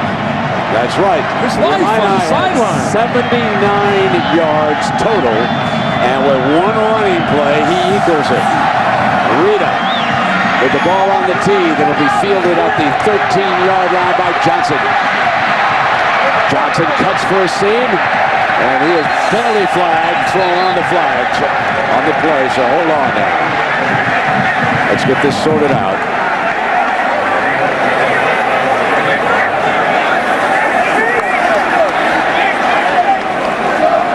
During the return, illegal block in the back. Number 14 on the return team. 10-yard penalty from the spot of the foul. 1st down. This is a great look at the zone read and how it works. Here's the read for Juice Williams as his back comes through. Watch the block here to seal it, and a poor angle by Keith Rivers, the linebacker, who's in position to make the play and actually just runs by Mendenhall. I'm just impressed with Mendenhall in the open field. He's known as a power back, but here he shows you he could take it 80 yards for a touchdown. Oh, Brian Gamble gets a huge assist. Yep. We've got to follow 26 as a downfield blocker on that play. He kept the safety from getting a hand on Mendenhall. I don't think I've seen a receiver follow through any better than that. Now, heat's on the Trojans for the first time. 21-10, they dominated the first half. Chauncey Washington is the running back. Steps behind the right side of the offensive line for 9 yards behind Rachel and Radovich before Steele makes the stop. Here's your offensive leaders now. Booty in that first half did have that one intercept. McKnight, of course, he's the player that Illinois must keep an eye on. With a tight end and a fullback, their leading receivers. The explosive one is the running back, McKnight. You don't have to worry too much about the wideouts. By now, Illinois knows that. They can hone in now, but McKnight is someone they must identify when he comes on the field. Second down and 2. Motion out of the backfield. Use the fullback heavily for the first down to the 31-yard line. This is a trademark of an outstanding football team. They've dominated. SC has dominated this football game, and all of a sudden Illinois comes back with a big play to start this second half. The Illinois crowd gets back into the game. There's a penalty that pushes them even further back. This is where they show their experience of being in these kind of games, and we'll see if the youthful Illinois defense, who's played very well throughout this game, can come up with another big stop to try to get the ball back to Juice. Big Sam Baker, 79 is the left tackle. McKnight has checked in now. He's the running back. They're stepping over behind Baker on that left side. Circle route. Throw by Booty. Got it.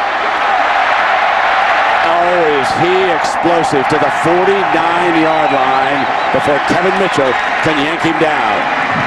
They've done it the entire game, and they're not going to let up until Illinois shows the ability to stop that. McKnight comes here, and then underneath. They're just trying to get their athletic ability against the Illinois linebackers in space. How often do you hear that when you hear teams talk about attacking against Big Ten defenses? They want to get them in space and try to have the athletic ability, the advantage with the speed, and that's what they're doing tonight with Joe McKnight. Matt Spanos will move out over the ball now. McKnight stays in the game.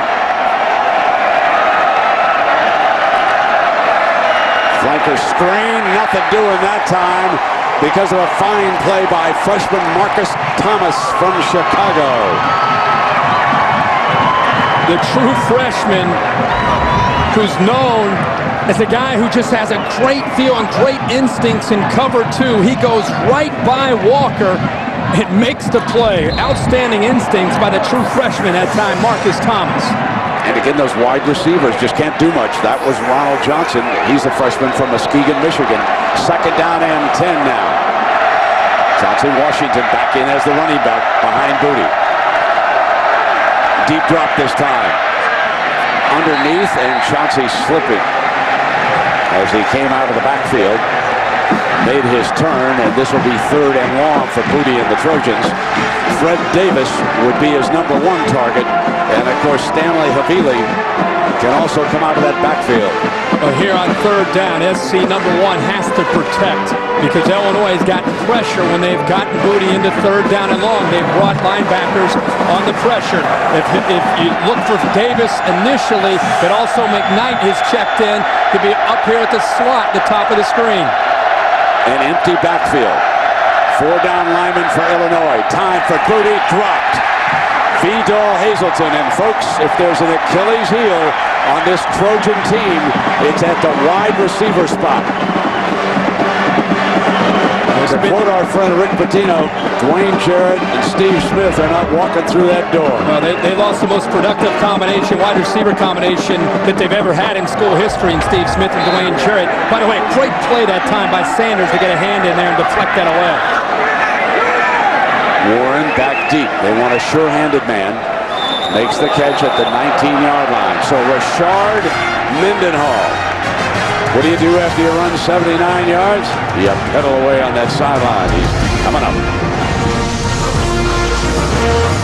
Afternoon in Southern California. And our aerial coverage brought to you by Goodyear. Get there on triple tread technology. One of the most gorgeous sights in all of American sport. Traveler and the Trojans with a big first half lead, now trying to hang on. That is Traveler the 7th, folks.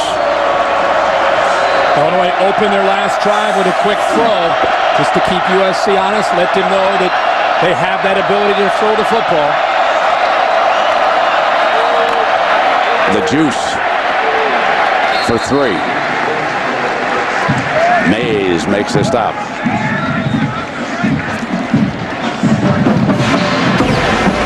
Rashard Mendenhall, that was the longest run in a bowl game for any Illinois running back. It says a lot how fitting that it's Mendenhall, one of the best backs that we've seen in the Big Ten for a few years because of his ability to not only run with the power, but as you saw there, when he gets into the open field, he can run away from defenders. 2nd and 7. Juice identifying the Mike linebacker who's over there to the right. Pulls it back out. Drops it in underneath for the first down to Mendenhall, who gets past Malawaluga and breaks down that far sideline. Still cutting back on the inside, and he's tackled just short of the 20-yard line. Rashard Mendenhall.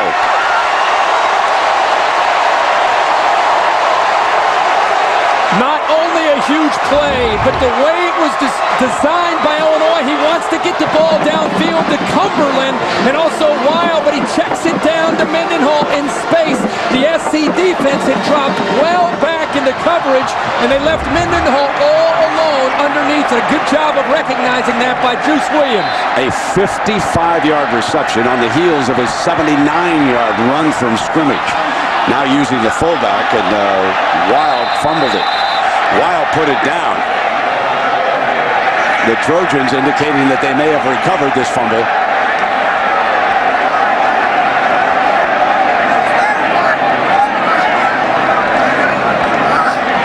Illinois somehow recovered that. They are very, very fortunate. Let me just say this. This entire football game, we've not seen Weil have his hands in a mesh point at all on the option. That's why it's important. The ball comes out, it's a fumble, Illinois gets it back. But Mendenhall, almost every single time on the zone read tonight, has been in the mesh point. You throw in Weil, who hasn't been in there. There's a little bit of a, are you taking it? Am I taking it? Are you taking it? Who's got it? They're very, very fortunate that time to hold on to the football for the Illinois offense. Big recovery by Millington, who was shaken up in the first half. Give him high marks. And the umpire, Paul King, was digging his way right down into the middle. This is a Big East crew. Good officiating there. 7:34, play fake. Dufresne's the running back. Juice in the middle is open. Fumble! Will be recovered in the end zone for a touchback.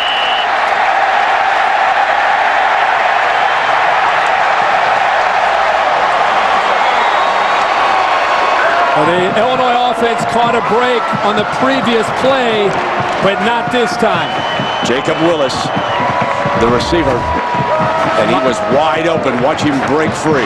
Wide open on the backside. Juice finds him again. Mayamba, the linebacker, the backup linebacker, knocks that ball loose and into the end zone, and it looks like Cushing recovers it. Well, Juice Williams looks like a different quarterback here in this second half. Mayamba coming in from behind, knocks the ball away. It's just like the drill you work on in practice. Now can SC's offense move the ball? There's the young man receiving some encouragement on that Illinois sideline. He could get another chance before it's over. First down and 10 now for John David Booty, the senior. Last game for USC. Here's McKnight, the freshman, and he is going down big time. Britt Miller, the junior from Decatur. What a play by Britt Miller, who just continues to get better as this game goes on. He's got to fight off a block that time by Rochelle, and he not only fights off it, he beats him to the point of attack, gets by him, and look who he has to tackle on the open field. Nice play by 44 and White.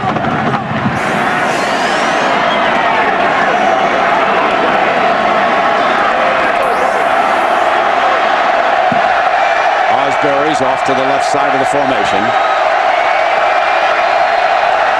Walker to the right. Booty looks to the right.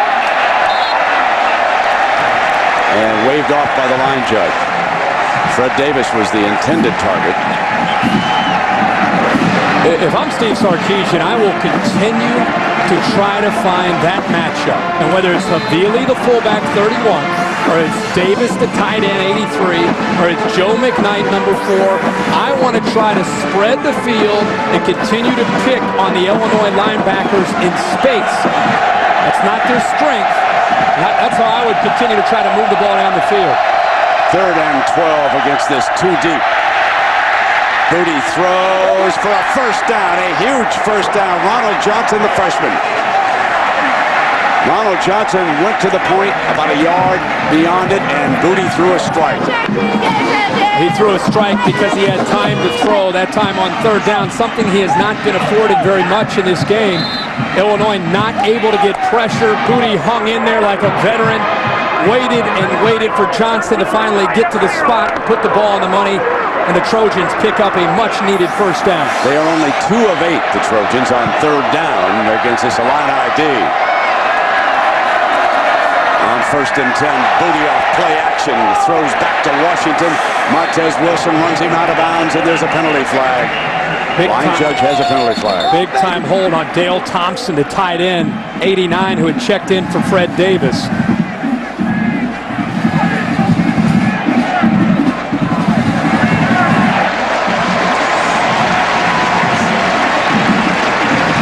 That'll back him up.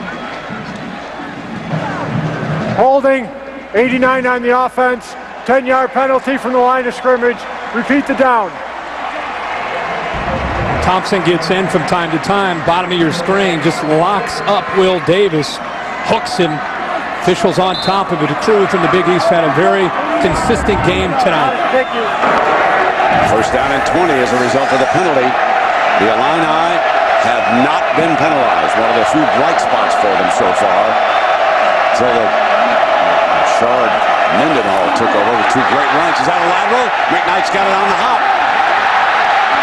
Breaking into daylight. He can make the most of it. You won't catch him if he has it from behind. Vontae Davis pulls him down at the 11-yard line. The sophomore from Dunbar High School in Washington with an electrifying burst of speed. 64-yard run in what could have been a disaster. The worst thing that happened for Illinois is that this is a lateral, because it means it's a free ball. Definitely a lateral, free ball, and look at the bounce that Joe McKnight gets. It's Steve Sarkisian ought to put this one in the playbook. Bounces a couple times and up, and that's the last guy in the world Illinois wants to see with a football with room to run. 65 yards. That changes the entire complexion of the football game with 2 bounces of the football. Great effort, as you said, Brent, by Davis to bring him down. I didn't think anybody on the field could catch McKnight, but Vontae Davis, that was major league closing speed, and I've been told that certainly he'll go on someday and play Sunday football, and they're looking for corners that can move like that, man. Yeah, I think they're going to review this, but based on seeing it live and then seeing that first angle, it definitely looked like it was a lateral. So is it right about at the 20-yard line? There's no question. The ball's back to the 18. He touched it on the 18. Yeah, and a couple bounces. There's no question that's a lateral. If that ball takes a different hop, maybe it's a different story, but the ball bounced. McKnight, second time we've seen him instinctively chase the ball down and have a chance to make a play. This time, a huge play for USC. I almost sense Illinois' defense getting more and more confident as this game went on. After review, the ruling on the field is confirmed. The pass was backwards. Illinois will be charged their first team timeout. Is the right call and a quick call from upstairs in the replay booth. And there's the young man who saved the touchdown. So McKnight said there weren't too many fellas down at Louisiana High School behind like that. Oh man, he's got to be winded with that. That was a sprinter's burst. Sure was. So just when it looks like things are going to go completely Illinois' way. They fumble going down the other side, and now McKnight, and give him credit for being a freshman, Kirk. He knew that was a lateral. Pick it up and keep going. Instinctively just chased the ball down, made the play, and then once he secured the football, you just knew. Looking from up here, look at all that grass in front of him. He made a move on a guy, and Illinois, it's amazing how quickly this game, if Illinois gets a field goal, if they get a touchdown, looking at a one-possession game. And now, on the verge of it being possibly 28-10. Chauncey Washington, the tailback. Billy, the fullback. John David Booty going to throw in incomplete. And it makes it second down and 10. And John David is 17 of 27 for 158 yards. He has a touchdown and an interception. Time Steele staying with Havili. Continue to talk about how SC wants to attack Steele and Lehman and Miller. Not so much against the run, but trying to make them defend the pass. That time Steele step for step.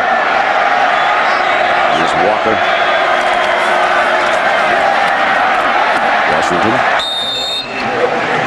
Remember back in August when people talked about USC has 10 tailbacks. How are they going to get all these guys enough playing time? It's kind of worked itself out this year with Washington being the veteran, and C.J. Gable ended up having an injury, and Stephon Johnson was out there.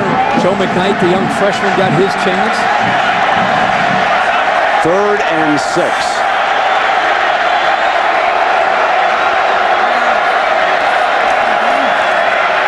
John David slant, interference, automatic first down. It's a good call. Thomas got there just a split second before the football. He definitely interfered with Hazelton. There's the freshman. He was beaten a little bit on the inside and got real aggressive as they ran that quick slant. Pass interference, number 14 on the defense. The penalty occurred in the end zone. By rule, the ball will be placed at the 2-yard line. First down. And he has inside leverage. He gets a little bit baited on a double move by Hazelton. Gave him enough room to the inside. Thomas is frustrated. The Illinois fans are frustrated. But he definitely makes contact. Yeah, he bucked it. Yep. And that is the first penalty of this game against Illinois. Yeah, it's a big one. First down and goal now for the Trojans from the 2. Washington behind Havili. Play fake. Booty's going to bootleg it and throw. High caught. Touchdown Davis. Fred Davis. The John Mackey Award winner is the best tight end in college football. Showed you why as he worked the back of the end zone. What a turn of events right here. Watch Davis. This is why I love USC's offense. 1st and 10. Let's good time for a little play action. Booty always knows he can find Mr. Reliable Fred Davis. Big touchdown and a huge turn of events in his football game. The linebackers released it, which is very unusual. Over. Unsportsmanlike conduct. Taunting. Number 83 on USC. 15-yard penalty will be assessed on the kickoff. But the touchdown counts. It's his 8th of the season. But again, this could give Illinois outstanding field position. 419. Well, the big plays 15 yards earlier to Ronald Johnson, but the 65-yard run by McKnight, that was the one that set this up, and David Beto adds the extra point, and here is how Davis picked up. There he is. There's the penalty right there. 28-10, SC leads it. Back coming up on the Built Ford Tough post-game report. We will have the trophy presentation still up for grabs. Hey, you know what? At least the Illini have come out playing hard. They were competitive. In the first half, I didn't think the offense was there. Came out, matched the intensity, a couple of bad breaks. All right, that's all coming up on the Built Ford Tough post-game report. Brent, back to you. All right, John, thank you very much. And, of course, the toughest break was Illinois' fumble at the goal line, and USC marches down and scores a touchdown. Ball is on the tee at the 15-yard line. Jacob Willis and Aurelius Ben back deep for the Illini. They could wind up with excellent field position here to start. Ben, great kickoff by Beeler. Drove him inside the 5-yard line, and here comes the freshman. And they light him up.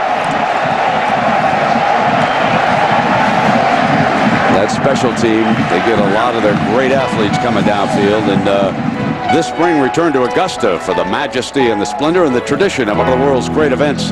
First and second round coverage of the Masters on ESPN coming in April. I must tell you that down on the field here, Kirk, before the game, the Rose Bowl, this beautiful Plainsboro, said, you know, the last time I saw anything in this good a shape when it comes to grass was down at Augusta.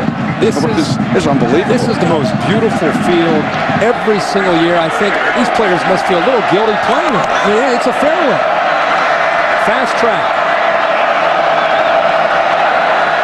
First down and 10.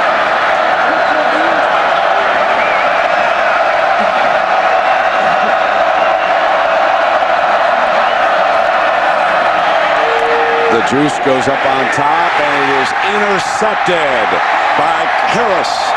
Kerry Harris, the junior.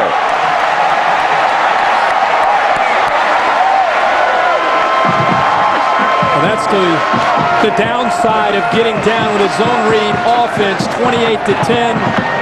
First two drives were magical for Ron Zook to get back into this game and have a chance to get back in. SC, as always, brings the pressure, and it's just miscommunication.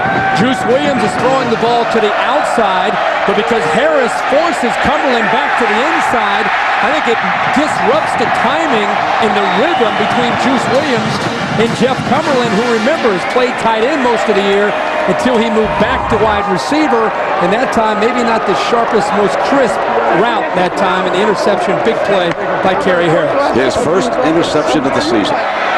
5 minutes remaining in the third quarter. Booty incomplete.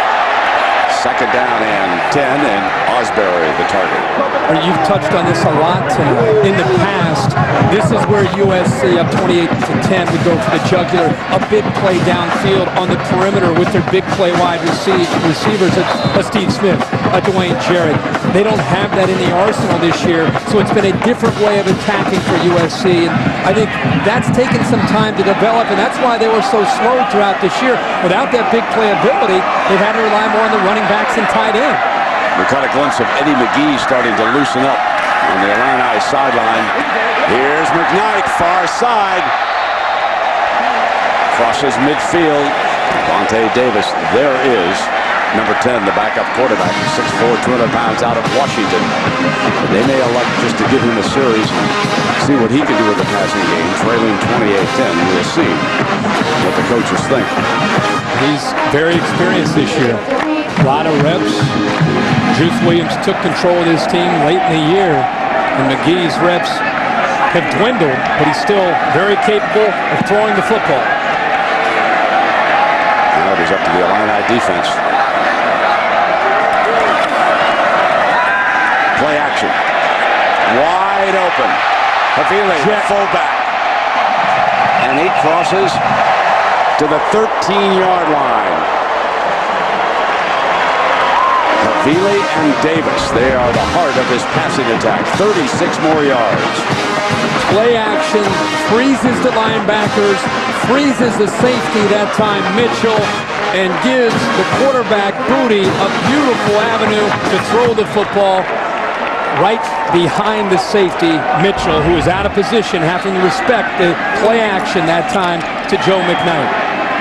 First and 10 for Booty and the Trojans.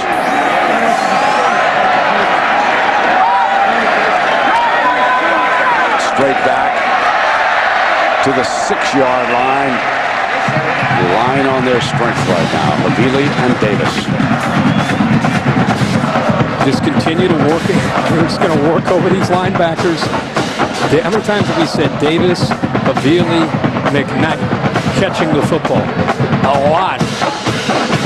Davis has a half dozen. Havili has 4. Davis also has a touchdown, and McKnight out of the backfield has 5. Only one wideout has as many as 2 in this game for the Trojans. Here's McKnight. Touchdown, easy walk-in. What a career at tailback U that young man, Joe McKnight from River Ridge, Louisiana, is going to have. Steve Sarkisian saying yesterday that this was going to be a night for USC fans to get a glimpse, and really all of the nation to get a glimpse of what will be coming in 2008. They've had over 4 or 5 weeks to get Joe McKnight ready as a true freshman. And with that time, it allowed them to prepare him and put him in a position to catch the ball and have obviously run the football. It's a pretty good hole, Brent. We're going to put you down there for this one, baby. Yeah. That's a touchdown. Even a slow old man like me. Got the jets there. Left side. Look at him. I mean, he didn't have to accelerate to get in. So it is the program continuing here at USC. And when the season ended, you know, we were down at Dennis Erickson talking to him. He said on that Thursday night, I think it was Thanksgiving week, you fellows probably watched along with us, that he said they're as good as anybody right now. So once they get that offensive line healthy, he said John David Booty was throwing the ball well. He said started kind of slowly against us, Arizona State, and then when they came on, he said we couldn't handle it. Yeah, Pete Carroll isn't one to make excuses, but the reality is they've sustained a number of injuries. It's caught up to them. They lost a great wide receiver play, so they didn't have that coming back to this year. But when John David Booty went down with the injury, Mark Sanchez forced him to play. You lost your leader. And on defense, they battled through a number of injuries. The offensive line, it's the reality. It's part of college football. 85 scholarships. Everybody has to deal with that. But at the end of the day, when this team is healthy, you could put them on the field with anybody, and they would not be in awe or be intimidated. They could compete with any team in the country and have a great chance of winning against any team in the country. 3 Illinois turnovers have resulted in 3 USC touchdowns. So the turnovers have been so critical, especially here in the second half. After the Illini had scored their only touchdown, they were driving again. Had a completion inside the 5-yard line. The ball was jarred loose, and now they'll be coming out on the 20-yard line. Wheeler with a strong leg. Well, the season premiere that a lot of folks have been waiting for on Thursday, January 31st, 2-hour premiere event starring the season. Some will leave the island, but some will not. Time to find yourself lost. So Thursday, January 31st. Juice stays on the field. Brings Mendenhall out. 35-10. Down by 25. 3:42 remaining in the third quarter here in the Rose Bowl.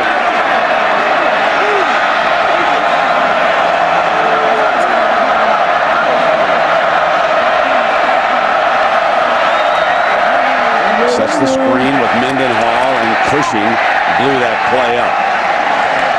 Jackson cleans up on it, but it was Cushing who read the screen and blew it up. We were just talking about the injuries that this team sustained. Brian Cushing's had to deal with the left ankle that has slowed him most of this year. He's the best football player on this defense when you talk to the coaches and you really find out everything that he does, not just athletic ability, but understanding of the defense, the experience, just a football player. That's Brian Cushing. And then seeing him tonight healthy, you understand why the coaches feel that way. I've got another nominee for that here in a moment. Juice strike to Ben, the freshman. Picks up a first down. I will tell you that the unsung hero, even though he was honored as the defensive player of the year, is Cedric Ellis, the nose man. Frequently double-teamed, occupies 2 people, leaves lanes for blitzers. What did he tell us? He said, I'm battling 2 guys down there. He's beating on me to battle. All of a sudden, phew, 58 goes right by me. And then I'm going to counter with Ray Malaluga. I mean, he just keeps going on and on with this defense. Here's Rashard Mendenhall looking for daylight. It had been whistled down. I heard the whistle, so Mendenhall is down on the play. Thomas Williams is there again. It's a nice read here by Juice Williams. Illini not going away, continuing to fight.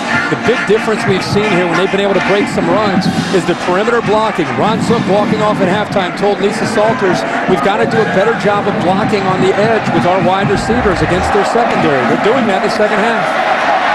Complete. And out of bounds with Brian Gamble, one of the freshmen. When you look at Mendenhall's numbers now, 15 for 135 yards and the 1 big touchdown burst. So He has stepped it up here in the second half. Also breaking the school season all-purpose yards record. This guy has done it all this year for this football team.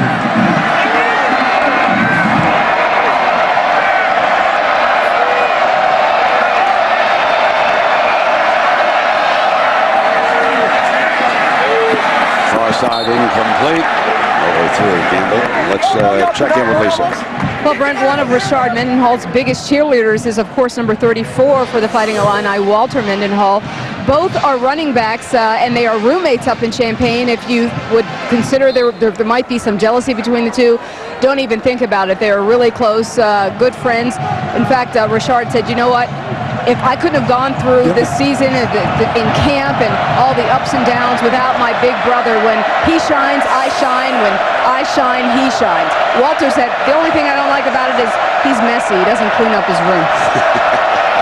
3rd down and 4. First down.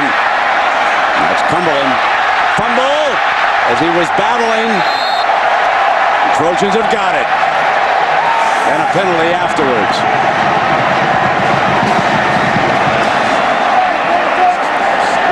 Terrell Thomas just rips the ball out of the hands of Cumberland as he's trying to fight for extra yardage. The ball was recovered by USC. After the play was over, personal foul, number 22 on Illinois. 15-yard penalty from the spot of the recovery. First down. Daniel Dufresne, the backup tailback. The last 2 times Illinois has the football, not only have they fumbled, it's the way they have. Stripped from behind. Now look at this. Look how these guys tackle. Not only trying to bring him down, trying to rip the football out. Attacking the football, trying to get it onto the ground. That time it's Terrell Thomas. And it was recovered by Kerry Harris. He has an interception, a fumble recovery. And so Illinois, their last 3 possessions, 3 turnovers, and on top of it after the 3rd one, a personal foul. And 2 of those turnovers inside the red zone as they start to self-destruct here.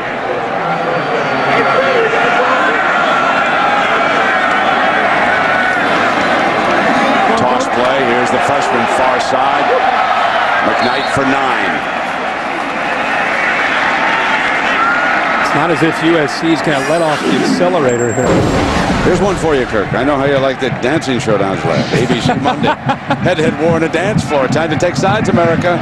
Dance war. Bruno versus Carrie Ann. Premieres Monday at 8, 7 Central on ABC. Is Carrie Ann the one that was the partner with the winner the last few times? You tell me. I don't. Isn't she one of the judges? Oh, she's the judge. Huh? Okay. I don't know, buddy. I can't help it. You're going to have to ask your wife, your lovely wife, is here with 3 of your children. Those boys kept you active, didn't they? Oh, yeah. How about the cameras, the shots, the entire game? I don't know if I've ever seen anything outside of the Super Bowl where you have the ball just flashing the entire football game. We've got a crowd of 93,923 on there. 35-10, USC co-champion. And the Pac-10 leading Illinois. Picking up the first. So this would be back-to-back Rose Bowl titles, and there are the Mendenhall brothers over there. Richard's brother was recruited first. He came down, and then Richard followed him, and was a very proud mama. Let's go, Skokie, Illinois.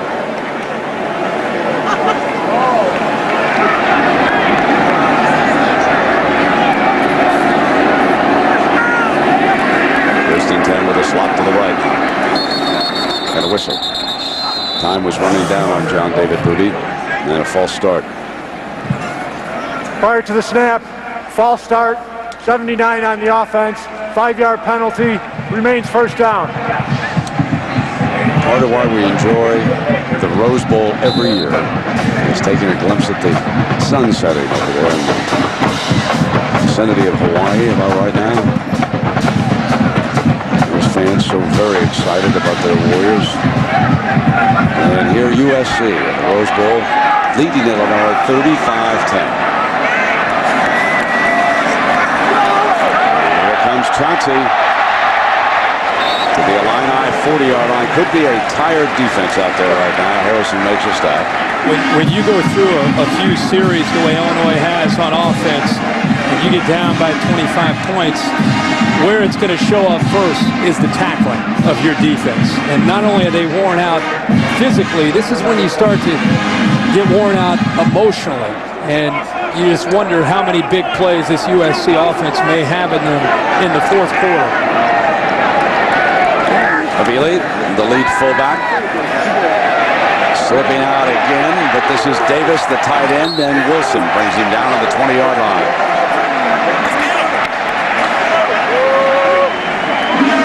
So the final seconds of the third quarter. Time stopped, result of a first down. Already they're signaling the fourth quarter belongs to us. They'll let it just tick away. And they will start the fourth quarter here at the Rose Bowl in Pasadena with a 25-point lead. And the Rose Bowl game presented by City returns after this message and a word from our ABC stations.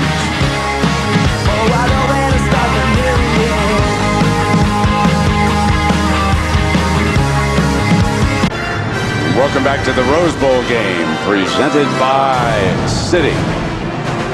Look down on this scene. Illinois with 1 quarter left, trailing it by 25 points. They just introduced a Hall of Fame inductee, Pete Johnson, to the crowd, former great Ohio State fullback. He didn't wave to the crowd. He turned around and said to the Illini, "You guys have still got 1 quarter. Hang in there. You got 1 quarter." Buckeye, Big Ten guy through and through now. That's right. So here comes John David Booty driving the Trojans open. The fourth quarter incomplete. And our City game summary looks like this. As you can expect, the numbers really tilted toward the left coast in this game. And takeaways, look at that. 4 takeaways resulting in 21 points. Right. The 4 takeaways, huge for USC. And also, when Illinois looked like they might try to get back in and have a chance to cut within maybe making it a 1-possession game, the fumble by Willis just took all the momentum away, and a big play by McKnight gave him the lead. Very patient run by Chauncey Washington that time. Waited for the hole to open over on the left side. Lehman finally bringing him down. John David Booty having a great night today. Set a Rose Bowl record for career touchdown passes. The touchdown pass to Fred Davis. 6 touchdown passes now in 2 Rose Bowl games, and still a fourth quarter to play here for the senior.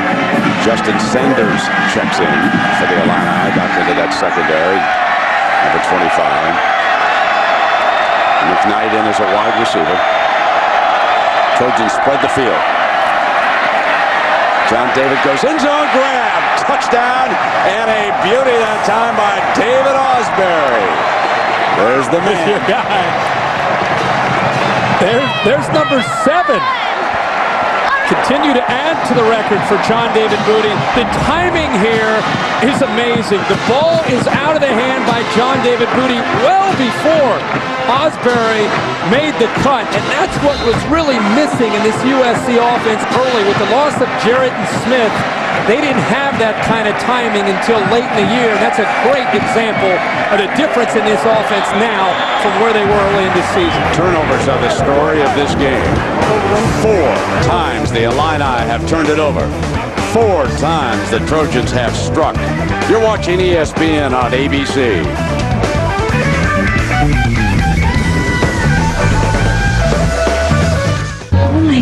It's the kind of place you need to know someone to get in. But we finally got reservations. The service was fantastic. The wine list was phenomenal. The food was tiny. It's like health food. Oh gosh, I'm so hungry. So we got some more. A lot more. Whatever your story is, your City card can help you write it. City, let's get it done.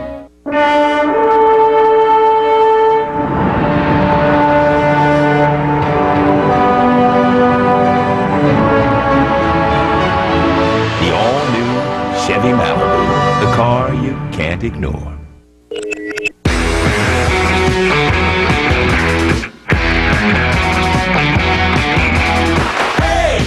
I thought I heard somebody say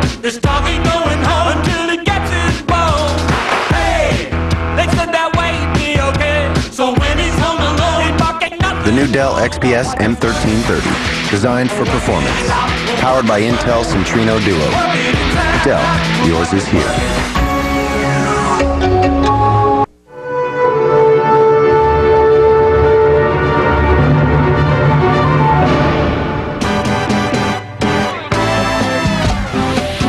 The all-new Chevy Malibu, the car you can't ignore. Do you hear the music? Yes, I hear the music. Thursday, January 31st. You will believe. Eli Stone, series premiere January 31st after the season premiere of Lost on ABC. This is what we play for every year. The electricity that rushes that stadium is something that we've been through before. And by home field advantage just gives us a great opportunity of fulfilling our dreams. It all feels like home. We own the Rose Bowl. And they own it again here today, leading by 32, 42-10. And John David Booty closing out his career. It'll be interesting to see who wins the quarterback duel next year. Mitch Mustaine transferring from Arkansas. Mark Sanchez replaced midway through the season. That'll be some duel here come training camp next year between those two. And let's check in with Lisa. Well, Brent, I want to tell you about a guy who doesn't wear a number, but Pete Carroll calls him the heart and soul of the USC Trojans. His name is Ricky Rosas. He's 4'8", 18 years old. He had bone cancer when he was a kid, and that stunted his growth. And he also has some learning disabilities, but that has not stopped him from doing his thing with USC. You know that Pete Carroll's practices are open, and he was going to practice for a while, and Pete Carroll finally said, you know what, we're going to put you to work. Made him the volunteer water boy, and then after a couple of months of that, Pete Carroll decided to make him the special assistant to the head coach. And you know, when you meet this kid, you know, I met him a couple minutes ago, and he just lights you up. And he's now a rock star because Game Day did a feature on him. And when he got off the team bus today, I tell you, it was like one of the stars of the team. You should have heard the folks cheering for the kid. So just a great story. And Pete Carroll really says that, you know, no matter what, that this kid is the soul of the team. And I was asking, you know, what does your job mean to you? And he said, absolutely everything. They say that I make their day, they make my day. Look at that, Brent. Cool. He doesn't play. He's a rock star nonetheless. That's a wonderful story, Lisa. Very good. Very nice. That's Pete Carroll reaching out like that. Unbelievable guy reaching out to people. He's just got it all going. Juice fires, and that one was almost picked off. Cushing had a hand in the middle of things, and now he's getting a text message, and they just talked about you on TV. That's about guys. Pretty soon he'll be using that to dial up recruits. Yeah. But it'll be interesting to watch what Neuheisel does against Carroll. Rick is he's an aggressive recruiter, as we all know, and that's what they're going to have to do here in Southern California to try and stay up with this Trojan dynasty. And Juice Williams has certainly struggled in the teeth of this fabulous SC defense. You can see Cedric Ellis there giving him a lift on the sideline, 13-41. I haven't seen, there have been no ugly moments between these two teams anyplace, have there? No. I know that Pete and Zook are very good friends. Yeah. They like each other. Yes, sir. Like to compete. Sure. It's like SC might dominate this game, and Illinois showed a lot of grit, a lot of character fighting back, but SC is just too good. Too good at the end of the day. That one fumble in the red zone when they were going in again after Mendenhall's touchdown. That was a turning point in this game. Yep. And then the fumble that McKnight picked up, and that lateral. That lateral. That was right after that fumble. Yep. And the game hasn't been the same. Booty 23 of 35 today for 258.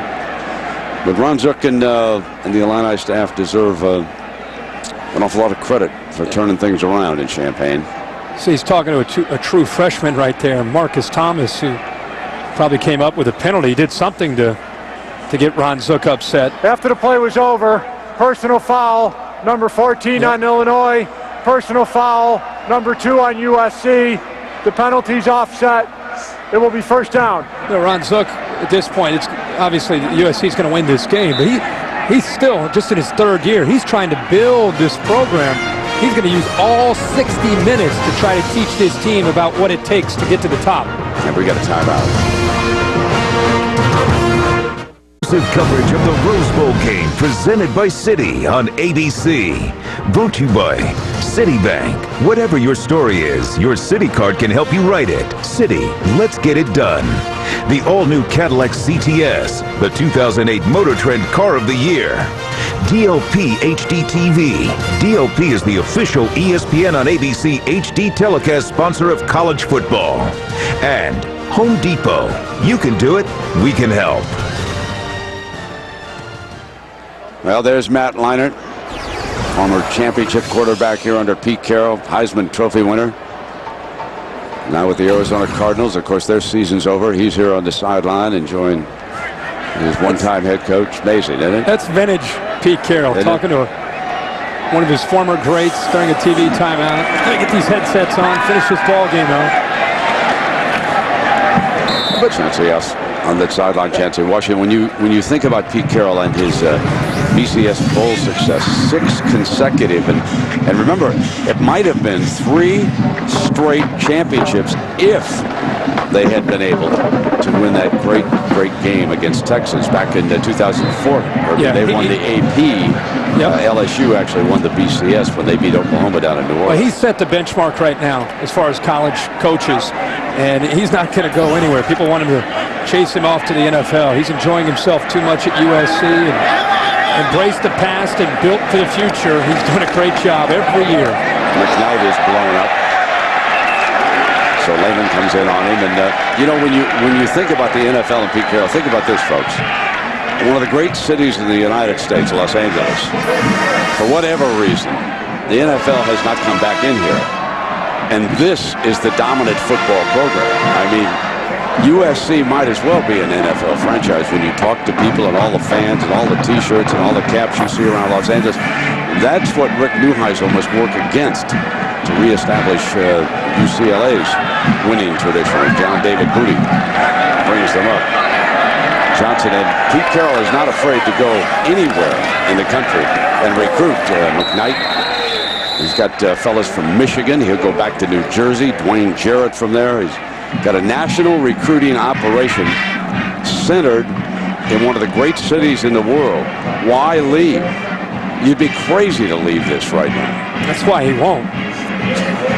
He'll be at USC as long as he continues to have fun. I've never seen a guy enjoy himself any more than Pete Carroll, and it affects his team and how they prepare.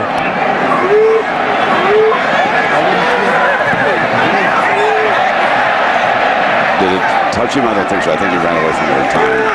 They'll take the punt right there. So Pete Carroll and the Trojans are closing in on another Rose Bowl championship. 42-10, 11.5 to go. BCS champions through the years. Note that no one has ever won twice. That will end next Monday night down in New Orleans. ESPN Radio will take to the air, and Kirk, you and I are going to enjoy broadcasting that game down there, because will it be the Buckeyes or will it be LSU who will claim their second BCS championship since it was instigated? And there we can see the defensive lineman jumping across, anxious to get in there. And what do you make of LSU and Ohio State? Well, first, the 9 champions that you just showed. One of the things I find interesting is 7 of those 9 games, the underdog has won the game outright, which means they get tired of hearing about how they don't have a chance, and then they show up very determined. We saw that last year from Florida. We've seen it in the past from other teams. So Ohio State seems to be that team this year. Will that offset the speed advantage that LSU has? We've been hearing so much about that. I really think it comes down just to execution. And I think both these teams, the style of play that they have, it sets up for a very, very competitive, interesting game next Monday. Here's first down and 5 after the penalty, and another whistle here. 11.5 minutes.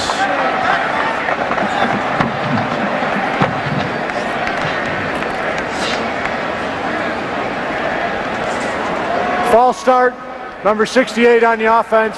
5-yard penalty, remains first down. Gave it back. Well, you take a look now at some of the bullet points here. Only 2-loss team ever in a national title game. Some folks thought it should be USC. Others thought it should be Oklahoma. Who knows? And the second straight appearance, as you mentioned. With USC playing the way they have tonight, you imagine if somehow Ohio State is able to compete and win that game against LSU next September. Ohio State travels out west to take on USC. And home and home starting next year between the Buckeyes and the Trojans. Juice in the pocket. Avoids the heat, but he's going to be out of bounds.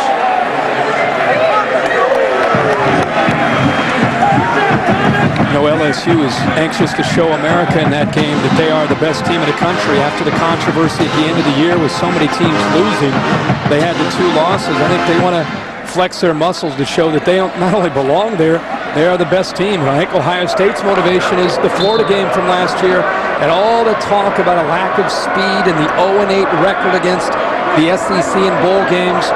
Something will have to give in this game.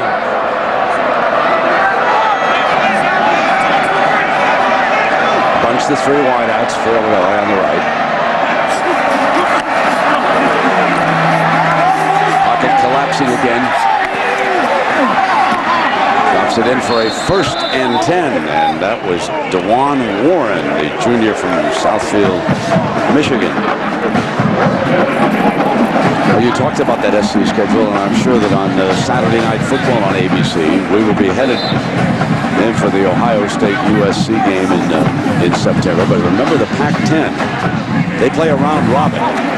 Nothing easy about getting through the Pac-10. You got to play all those fellas, and Warren again. Here is the Trojan schedule, and in the Coliseum you can see the Bucks. Now Virginia's on the road. That's their opener. They open up on the road against Virginia and outgrown, and they come back home to play Ohio State before they get ready to go in conference play. Be careful, one of these guys, he'll play anybody, anywhere, anytime. 2nd down and 3. Incomplete, and it'll be 3rd down. Let me ask you, there's a penalty flag. Looks like that could be a personal foul. Taylor Mays back there.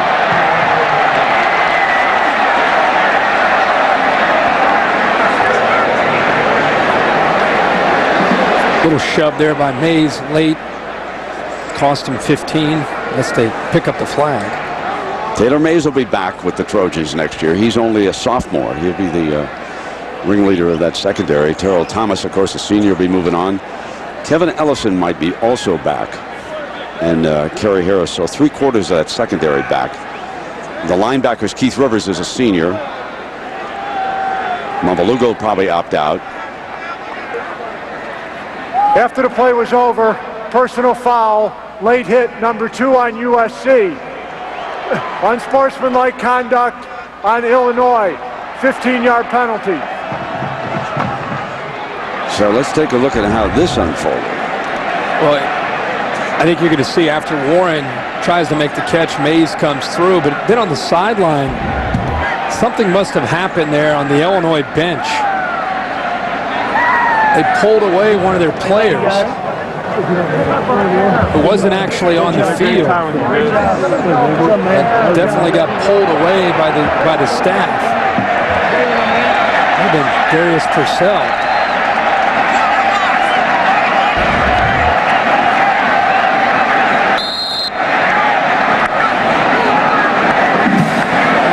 They just put his hand on his back, but there was another player, John. Probably a few things being said there, I would guess. And it cost him the flag. It was certainly not a blatant foul by Mays, was it? I think he thought the young man was going to catch the ball, but it occurred over there. They threw the flag. Incomplete. That's the freshman Ben. Had a shot at grabbing one. So it'll be 2nd down and 10. You know, seeing Notre Dame on the USC schedule, how much will the Irish be improved next year?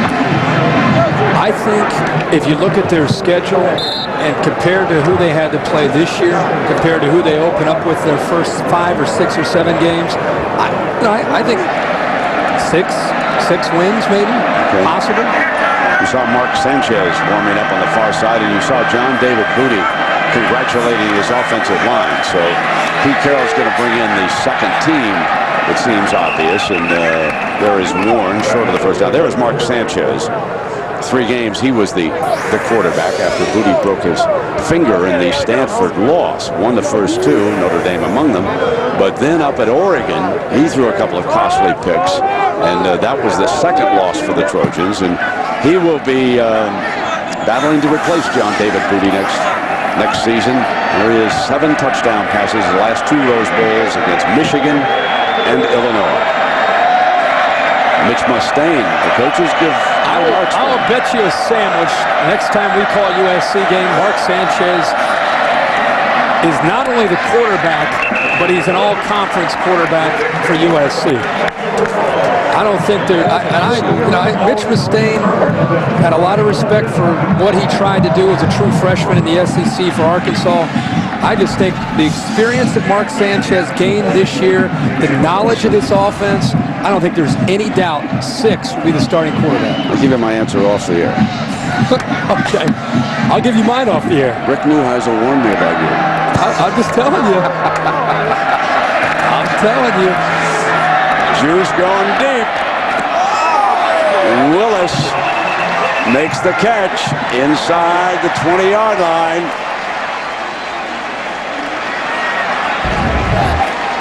Still throwing, still trying to make plays.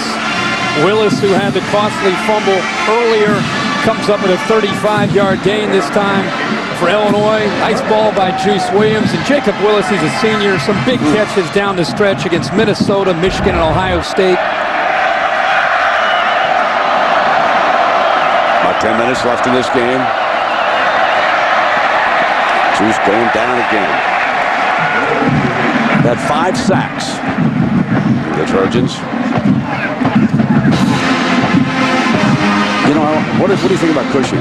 Junior, you think he'll come back? The senior season, you think he'll go? I mean, you've got high praise for him. You got scouts running out here to check him now. Yeah, he's a guy that if he does decide, he missed so much playing time, he will test so high that he'll be a high pick, first-round pick for this USC. To the 6-yard line. Never say done. Mendenhall's been their MVP. Yeah, but I think that was without a doubt. But I think Cushing will be in a position where, like a lot of these USC defenders, I mean, you start to add up how many guys from this USC defense will eventually get their opportunity at the next level. It's almost like who won't be starting in the NFL in the next few years. Second down, and so if we take a look at potential first-round draft picks, there are the 4 seniors that Todd McShay ranks, underclassmen, and Mays down the road. He cannot go out. He's a true sophomore, so the other 3 fellas can all go out. I'm a little bit surprised that Ellison is ranked up that high, but Todd knows more about the pro prospects of these players than I do. And option look for the Juice. He was banged up pretty good. Williams cleaning him, picks him back up the ground. Everson Griffin, folks, number 93 is down there. One of the most highly recruited. You're going to put Mays up there. This is a fellow right here, 93. You remember this big rascal.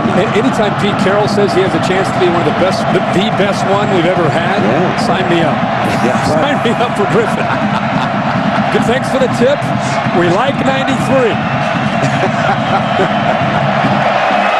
So here's 3rd and goal now for the Illini, and Juice under center.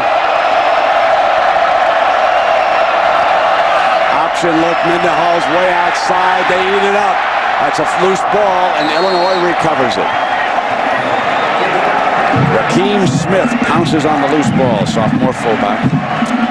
That was an ugly looking play. It was. I mean, he got caught. He waited a little bit too late. Clay Matthews got right into his grill, came off of a block, and he came off of that block so quickly from Smith, the fullback, that it surprised Juice Williams.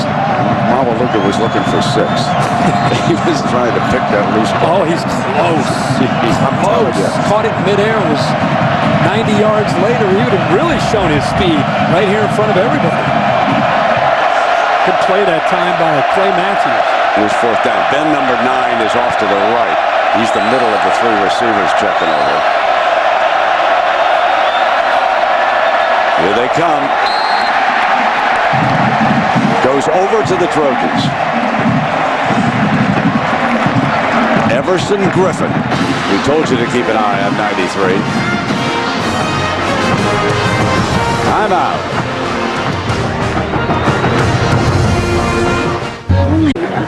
There is David Baker. He is Sam Baker's father, the outstanding left tackle. But David is the commissioner of the Arena Football League, and we've had the pleasure of doing some of those games through the years. And he's just a nice fellow, and a big wrestler. Oh, I tell you, we see got the vice. Society. Yeah, locked in for the handshake, you lose it. Well, here we go now. Mark Sanchez has checked in, and he'll hand it off. Johnson checks in. Will help decide the Pontiac game-changing performance of the year. Voted ESPN.com. Search Pontiac to determine which school will win the $100,000 General Scholarship Fund contribution, courtesy of Pontiac. There are your choices, ladies and gentlemen. Which one do you like at home? Kurt? It's tough to call. I know you like the Trinity play, right? Love it. 15 laterals. Love it. Appalachian State play kind of set the table for the 07 season. A blocked field goal late in Ann Arbor. And you know, I still shake my head at the fact that the Stanford 4th down touchdown is not on your list. Hey, of course, you didn't. I didn't. The fans. The fans. Well, what's wrong with those Stanford guys? I mean, they got all those brainiacs up there. They've all got a couple of computers. How come they didn't vote for that play? Hey, how about that was a season-changing performance. The LSU play, the last play against Auburn. That's amazing play of the year. So here are the turnovers, folks, and the difference in the game. Deflection, Monaluga pounces on the interception. Now watch this. Wow, you talk about a game-changing performance. They were driving to score their second touchdown. That was a pretty easy pick by Ellison. This one gets stripped beautifully. Gary Harris yanking it away and covering the fumble. 42-10, USC. Boy, you got a little bit of an argument now after all these games. No matter who wins next Monday night, you're going to have a little bit of debate. The Trojans look pretty good here. They sure do. Be fun to see what Oklahoma does coming up. Still a lot of games to be played. Johnson breaks for a first down, and he's in a foot race. 40, 30. Justin Harrison saves the touchdown for the Illini. We got a penalty flag, I believe, at about the 36. I said early in the third quarter, after the Illinois turnovers, it cost them the game. After the play was over, personal foul, late hit on number 76 of Illinois. Penalty will be half the distance to the goal from the end of the play. First down. We'll get that one on Mike Ware, the defensive tackle. But I said that the first place you notice the team starts to get worn down is with their ability to tackle. And this is a great run by Johnson. But this Illinois defense right now, they're worn out emotionally, physically, mentally, and everything else you can think of. And USC, even though they have backups in, Brent, they just will continue to attack this Illinois defense. 549 yards they've racked up to 382. The sophomore Mark Sanchez from Mission Viejo, California, up underneath center. And toss play. Herschel Dennis. He's close to the goal line and out of bounds. So we've had 5 different tailbacks. I want to mention one thing about Steve Sarkisian, who at one point this year was taking a lot of unfair criticism and people referencing Lane Kiffin going to Oakland with the Raiders and how much the fans missed Lane Kiffin. Let's not kid ourselves. What you missed was the continuity of an offense that was healthy. Steve Sarkisian, happy for him in the way this season ended with the performance down the stretch in their last 4 games, and especially tonight, the 5th one against the Illini. Here's Dennis again. Davis forces him out of bounds. So if you want to go back and compare, this season comes up very favorable to last year. And again, we have to talk about last season, Dwayne Jarrett and Steve Smith, arguably the best combo of wide receivers at one time in school history. They've had to do it with more possession wide receivers this year, dynamic players in the backfield, an injured quarterback, injured offensive line. To have those kind of numbers, like I said, congratulations to Steve, who is facing, again, a lot of heat that was inflicted by fans and some of the media. Steady dive, a handoff. Dennis for the end zone. Touchdown, USC.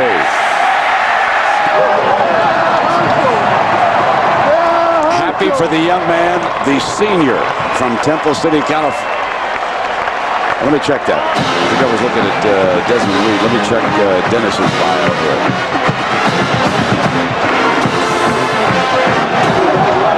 He's from Long Beach, Holland.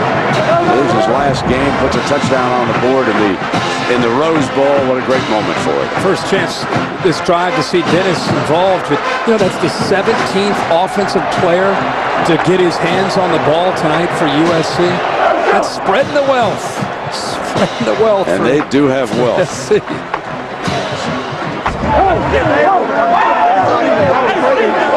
The celebration going the way they couldn't be happier for their senior. Come to practice every day, being part of the team. And he battles in for a touchdown. David Beeler adds the extra point. A great group of young men. And Pete, so happy for him.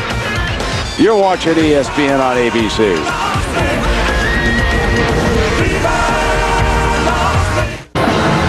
Well, tonight on ABC, Just for Laughs, according to Jim, and Boston Legal will be shown in their entirety. And of course, that's right after our game in the East, Central, and Mountain, but out here in the Pacific. That'll be a little bit later. Now, there is a young man, Herschel Dennis. Let me follow up on that story. Prior to the Orange Bowl, after the 2004 season, he tore ligaments in his left knee in practice. He was never quite the same. He was a very highly honored running back coming out of Long Beach, California. But an injury cut short his career. But you can see how much affection there is on the part of the coaching staff and his teammates for the way he hung in there, stayed upbeat about things. And here in the Rose Bowl, he puts a touchdown on the board for the Trojans, who are marching towards still another victory. Fielded at the 14-yard line. Down to the 37. Jacob Willis. Well, here comes McGee. Now we'll get a chance here. Eddie McGee. He's a redshirt freshman from Washington, so the Juices game is finished. And I'm sure there's heavy, heavy disappointment on the part of the players and the coaching staff for Illinois. They really expected to play much better than this in this game, but they took a big step this year. Yeah, they did. They're down 21-0, and they really fought back. I mean, without that turnover, it would have been at least interesting to see what happened in the second half and how it unfolded. First play, and he is stopped in the backfield for a loss by Spicer, backup defensive tackle, and there's the Juice would close the book on him. A couple of costly interceptions. The first one deflected by Cushing, I believe it was. Mamaluga intercepted it. Juice had high hopes for this game. Mentioned his last 3 games. He really gained a ton of confidence, but this USC defense is very, very different from a lot of the defenses he's faced. He scrambles, but he's still short of the first down. It'll be third down coming up, and there's Derek Simmons. He's a redshirt freshman, defensive lineman over here. And if you're Juice Williams, the leader of this team, you take this experience, frustrating as it might be, you take it back to Champaign for your off-season conditioning and spring football, and now you know what it takes to go up against the Goliath in college football in USC. Slant, complete, here comes Ben, breakaway, they won't get him. Touchdown, Illinois, Aurelius Ben. 56 yards. Eddie McGee comes in here and throws a seed to split a seam by the USC defense. And I'm sure Illinois fans are thinking, why didn't we see this a little bit earlier?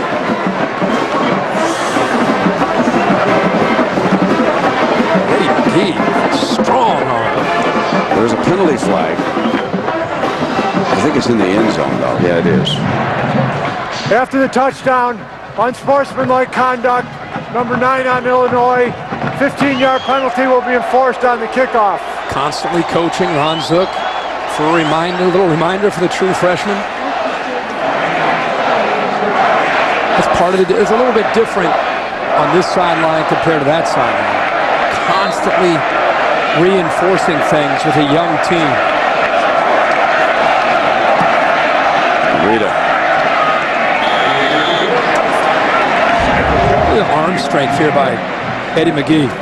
Right behind the linebacker, Maiava, and he goes off to the races into the end zone. So let's watch what happens here at the end of the play, how he incurred the penalty. Darts into the end zone. Flips the band and then has a few words. He's tired of hearing da da da da da da da da. John David Booty, our MVP. His career is over at USC, and I'm sure he wanted to win a championship like Leinart, but wasn't to be. But I still, he's just a fine, outstanding young man to come out here from Louisiana and play for Pete Carroll. And I'm going to be very interested in watching his career. I think he can play in the NFL. Well, I think if all you have to do is watch a NFL game and realize that there's plenty of room for John David. You're going to get a chance in that league. There's just plenty hang of room. around, man. Oh, yeah. Todd Collins is still playing. He sure you know, is. Doing a stepping in good there. job. Yeah. Doing a nice job. That is a great big throws. Washington Redskins. What an amazing story. After everything that they had to deal with internally, the loss of Sean Taylor, and just really able to circle the wagons there emotionally with that football team. Hey, I got another series.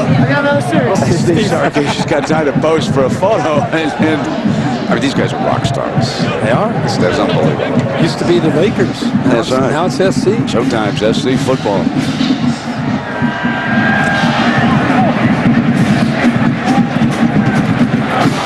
Fielded on the 19, Ronald Johnson.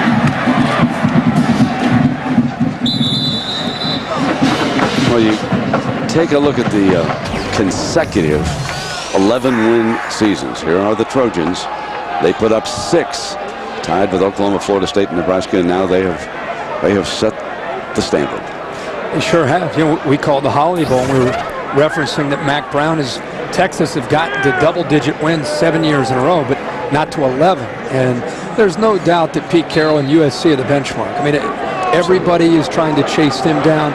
The national championships, the split in 03, the championship in 04, 6 inches away from getting the three-peat with Lendale White coming up short against Texas. So they're just the great thing if you're a... Look at Johnson broke out, right? The great thing if you're a USC fan is to see the longevity and to see that when you lose guys like Carson Palmer, Matt Leinart steps in. You lose Matt Leinart, and then John David Booty steps in. And you lose Reggie Bush and Lendale White, and the next group of backs step in. And as long as Pete Carroll is here and he's going to continue to recruit, continue to surround himself with a great staff, I don't know, when is this streak ever going to end?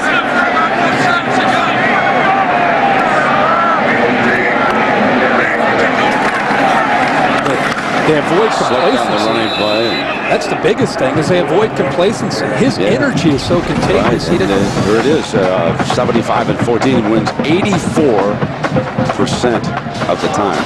Just remarkable. Yeah. You take away 01 in his first year and you start to go from the championship years 02 and beyond, and that number probably jumps up to 95%. He's also, he's about as open as any head coach you're ever going to be around. I mean, practices were wide open. For example, that trick play they threw for a touchdown, we watched it a couple times today. And anybody could have been standing over there on the sideline. He's just not old-fashioned about things. He's got time for the media. And I can make an argument right now that he might be the best all-around football coach in any league. And yes, that includes Sunday football. This is pretty remarkable what he's accomplished here. The control that he has at USC is what makes it unique. He's a guy that definitely wants to be in total control, and he has that. Here comes Michael McDonald.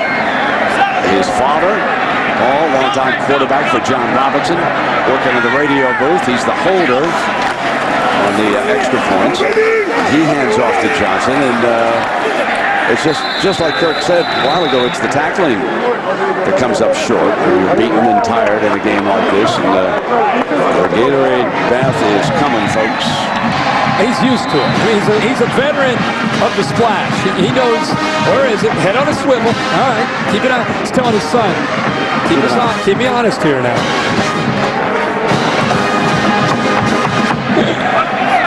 Oh, life is good for the men of Troy. Isn't it? Oh, my. You kidding? 49-17. Johnson. And they're just keeping the ball on the ground. Hugs all around now for the Trojans. The big fullback, Avili, will be back.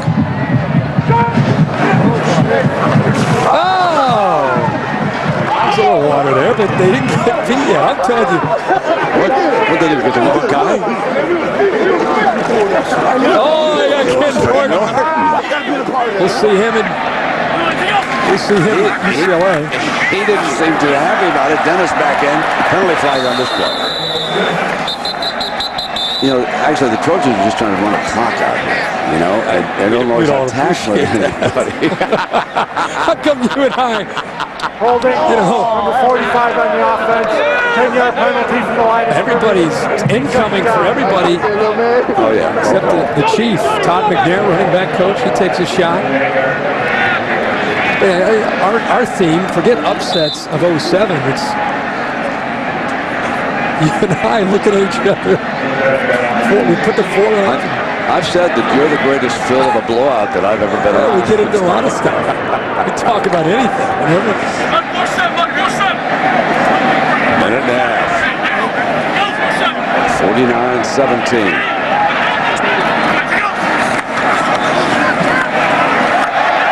There's the fullback. Adewale. Somehow found that boundary. Worked hard to get to that boundary. Stop that clock.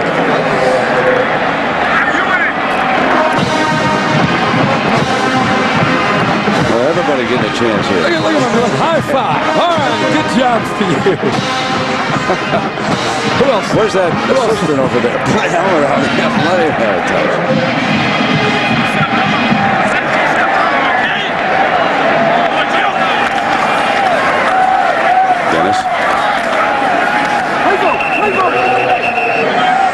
Where there are some records established by Pete Carroll's USC Trojans here today. Tied for the most points, total yards. Was the Wolverines back in the late 40s. That's the time that the Big Ten, Pac-10 signed the contract. Originally, back in those days, the Big Ten dominated this series. But here recently, that certainly has not been the case.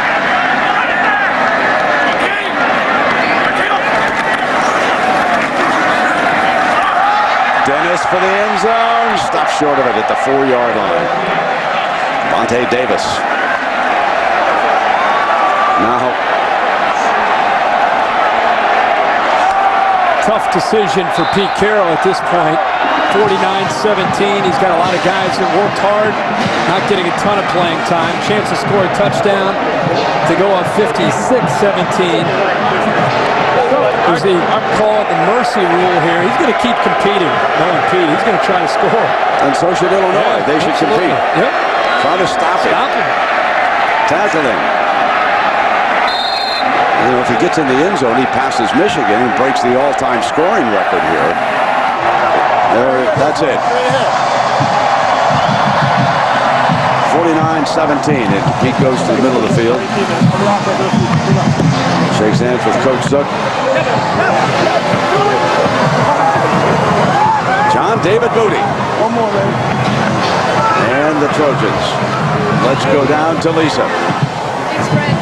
Coach, it seemed like you guys had some opportunities, but just weren't able to catch them in one. Well, we really did. We just, once again, we felt like we were ready to play, but when we got in this atmosphere, we didn't. And we didn't play the way we're capable of playing. That's an awfully good football team. And when you play a team like that, you have to play. You have to play the best of your ability. We didn't do that. Now, you guys seem like you came out of the locker room hot in the second half. Rashard broke that big one, brought it to within a couple, and then Jacob Willis. What was going through your mind when you saw him lose the ball right there in the goal line? We had a couple down there where we turned the ball over, and once again, then if that happens, the defense got to step up, and they didn't do that. So they had a nice plan. They did a nice job. We knew they were a very, very good football team, well coached. We didn't play. Now whether it's an experience thing or not, but we're a lot better than we played tonight. Nonetheless, it's been a great season considering where this team has come from. What will you tell your guys in the locker room? Well, I'm going to tell them to remember this because this is something that's going to be important that we learn from it, and when we get back here, we do a lot better than we did today. All right, thanks a lot, Coach. All right. So USC wins another Rose Bowl, and of course, coming up, we're going to have the Built Ford Tough postgame. We're going to have interviews and the trophy presentation. We'll hear from Pete Carroll, John David Booty. All of that is just a couple of minutes away as you are watching ESPN on ABC.